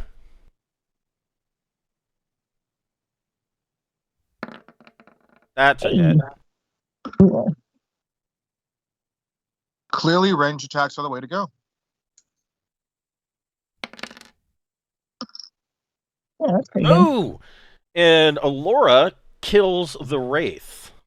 Sweet. That's good news. Does it say anything in its parting It, paper? it lets out like an angry scream and just kind of evaporates into nothing. That could be deep speech, though.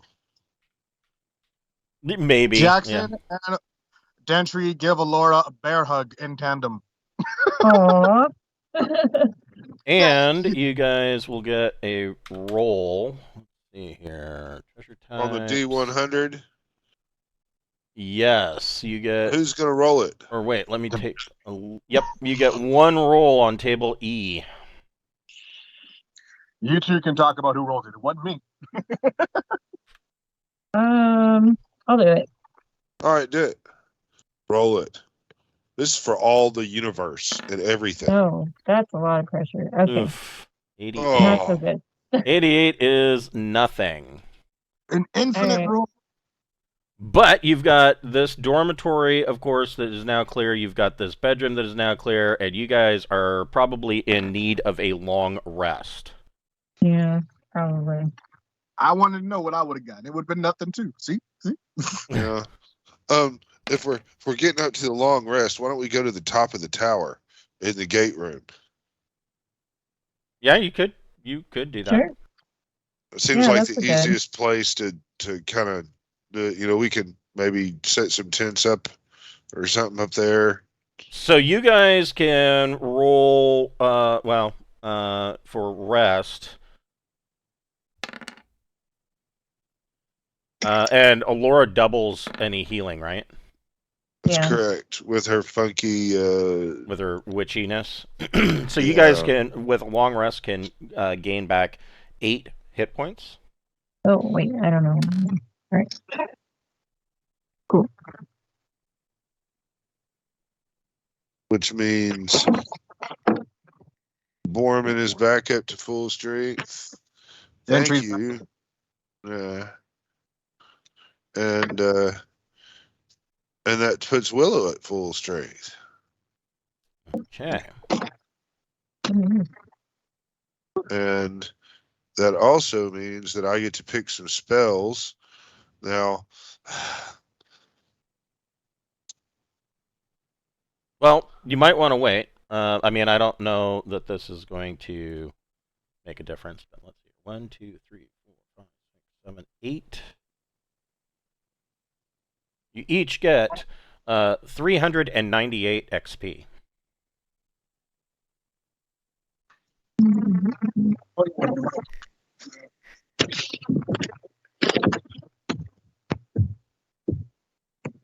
all right. Cool. Is it 398? Yep, 398.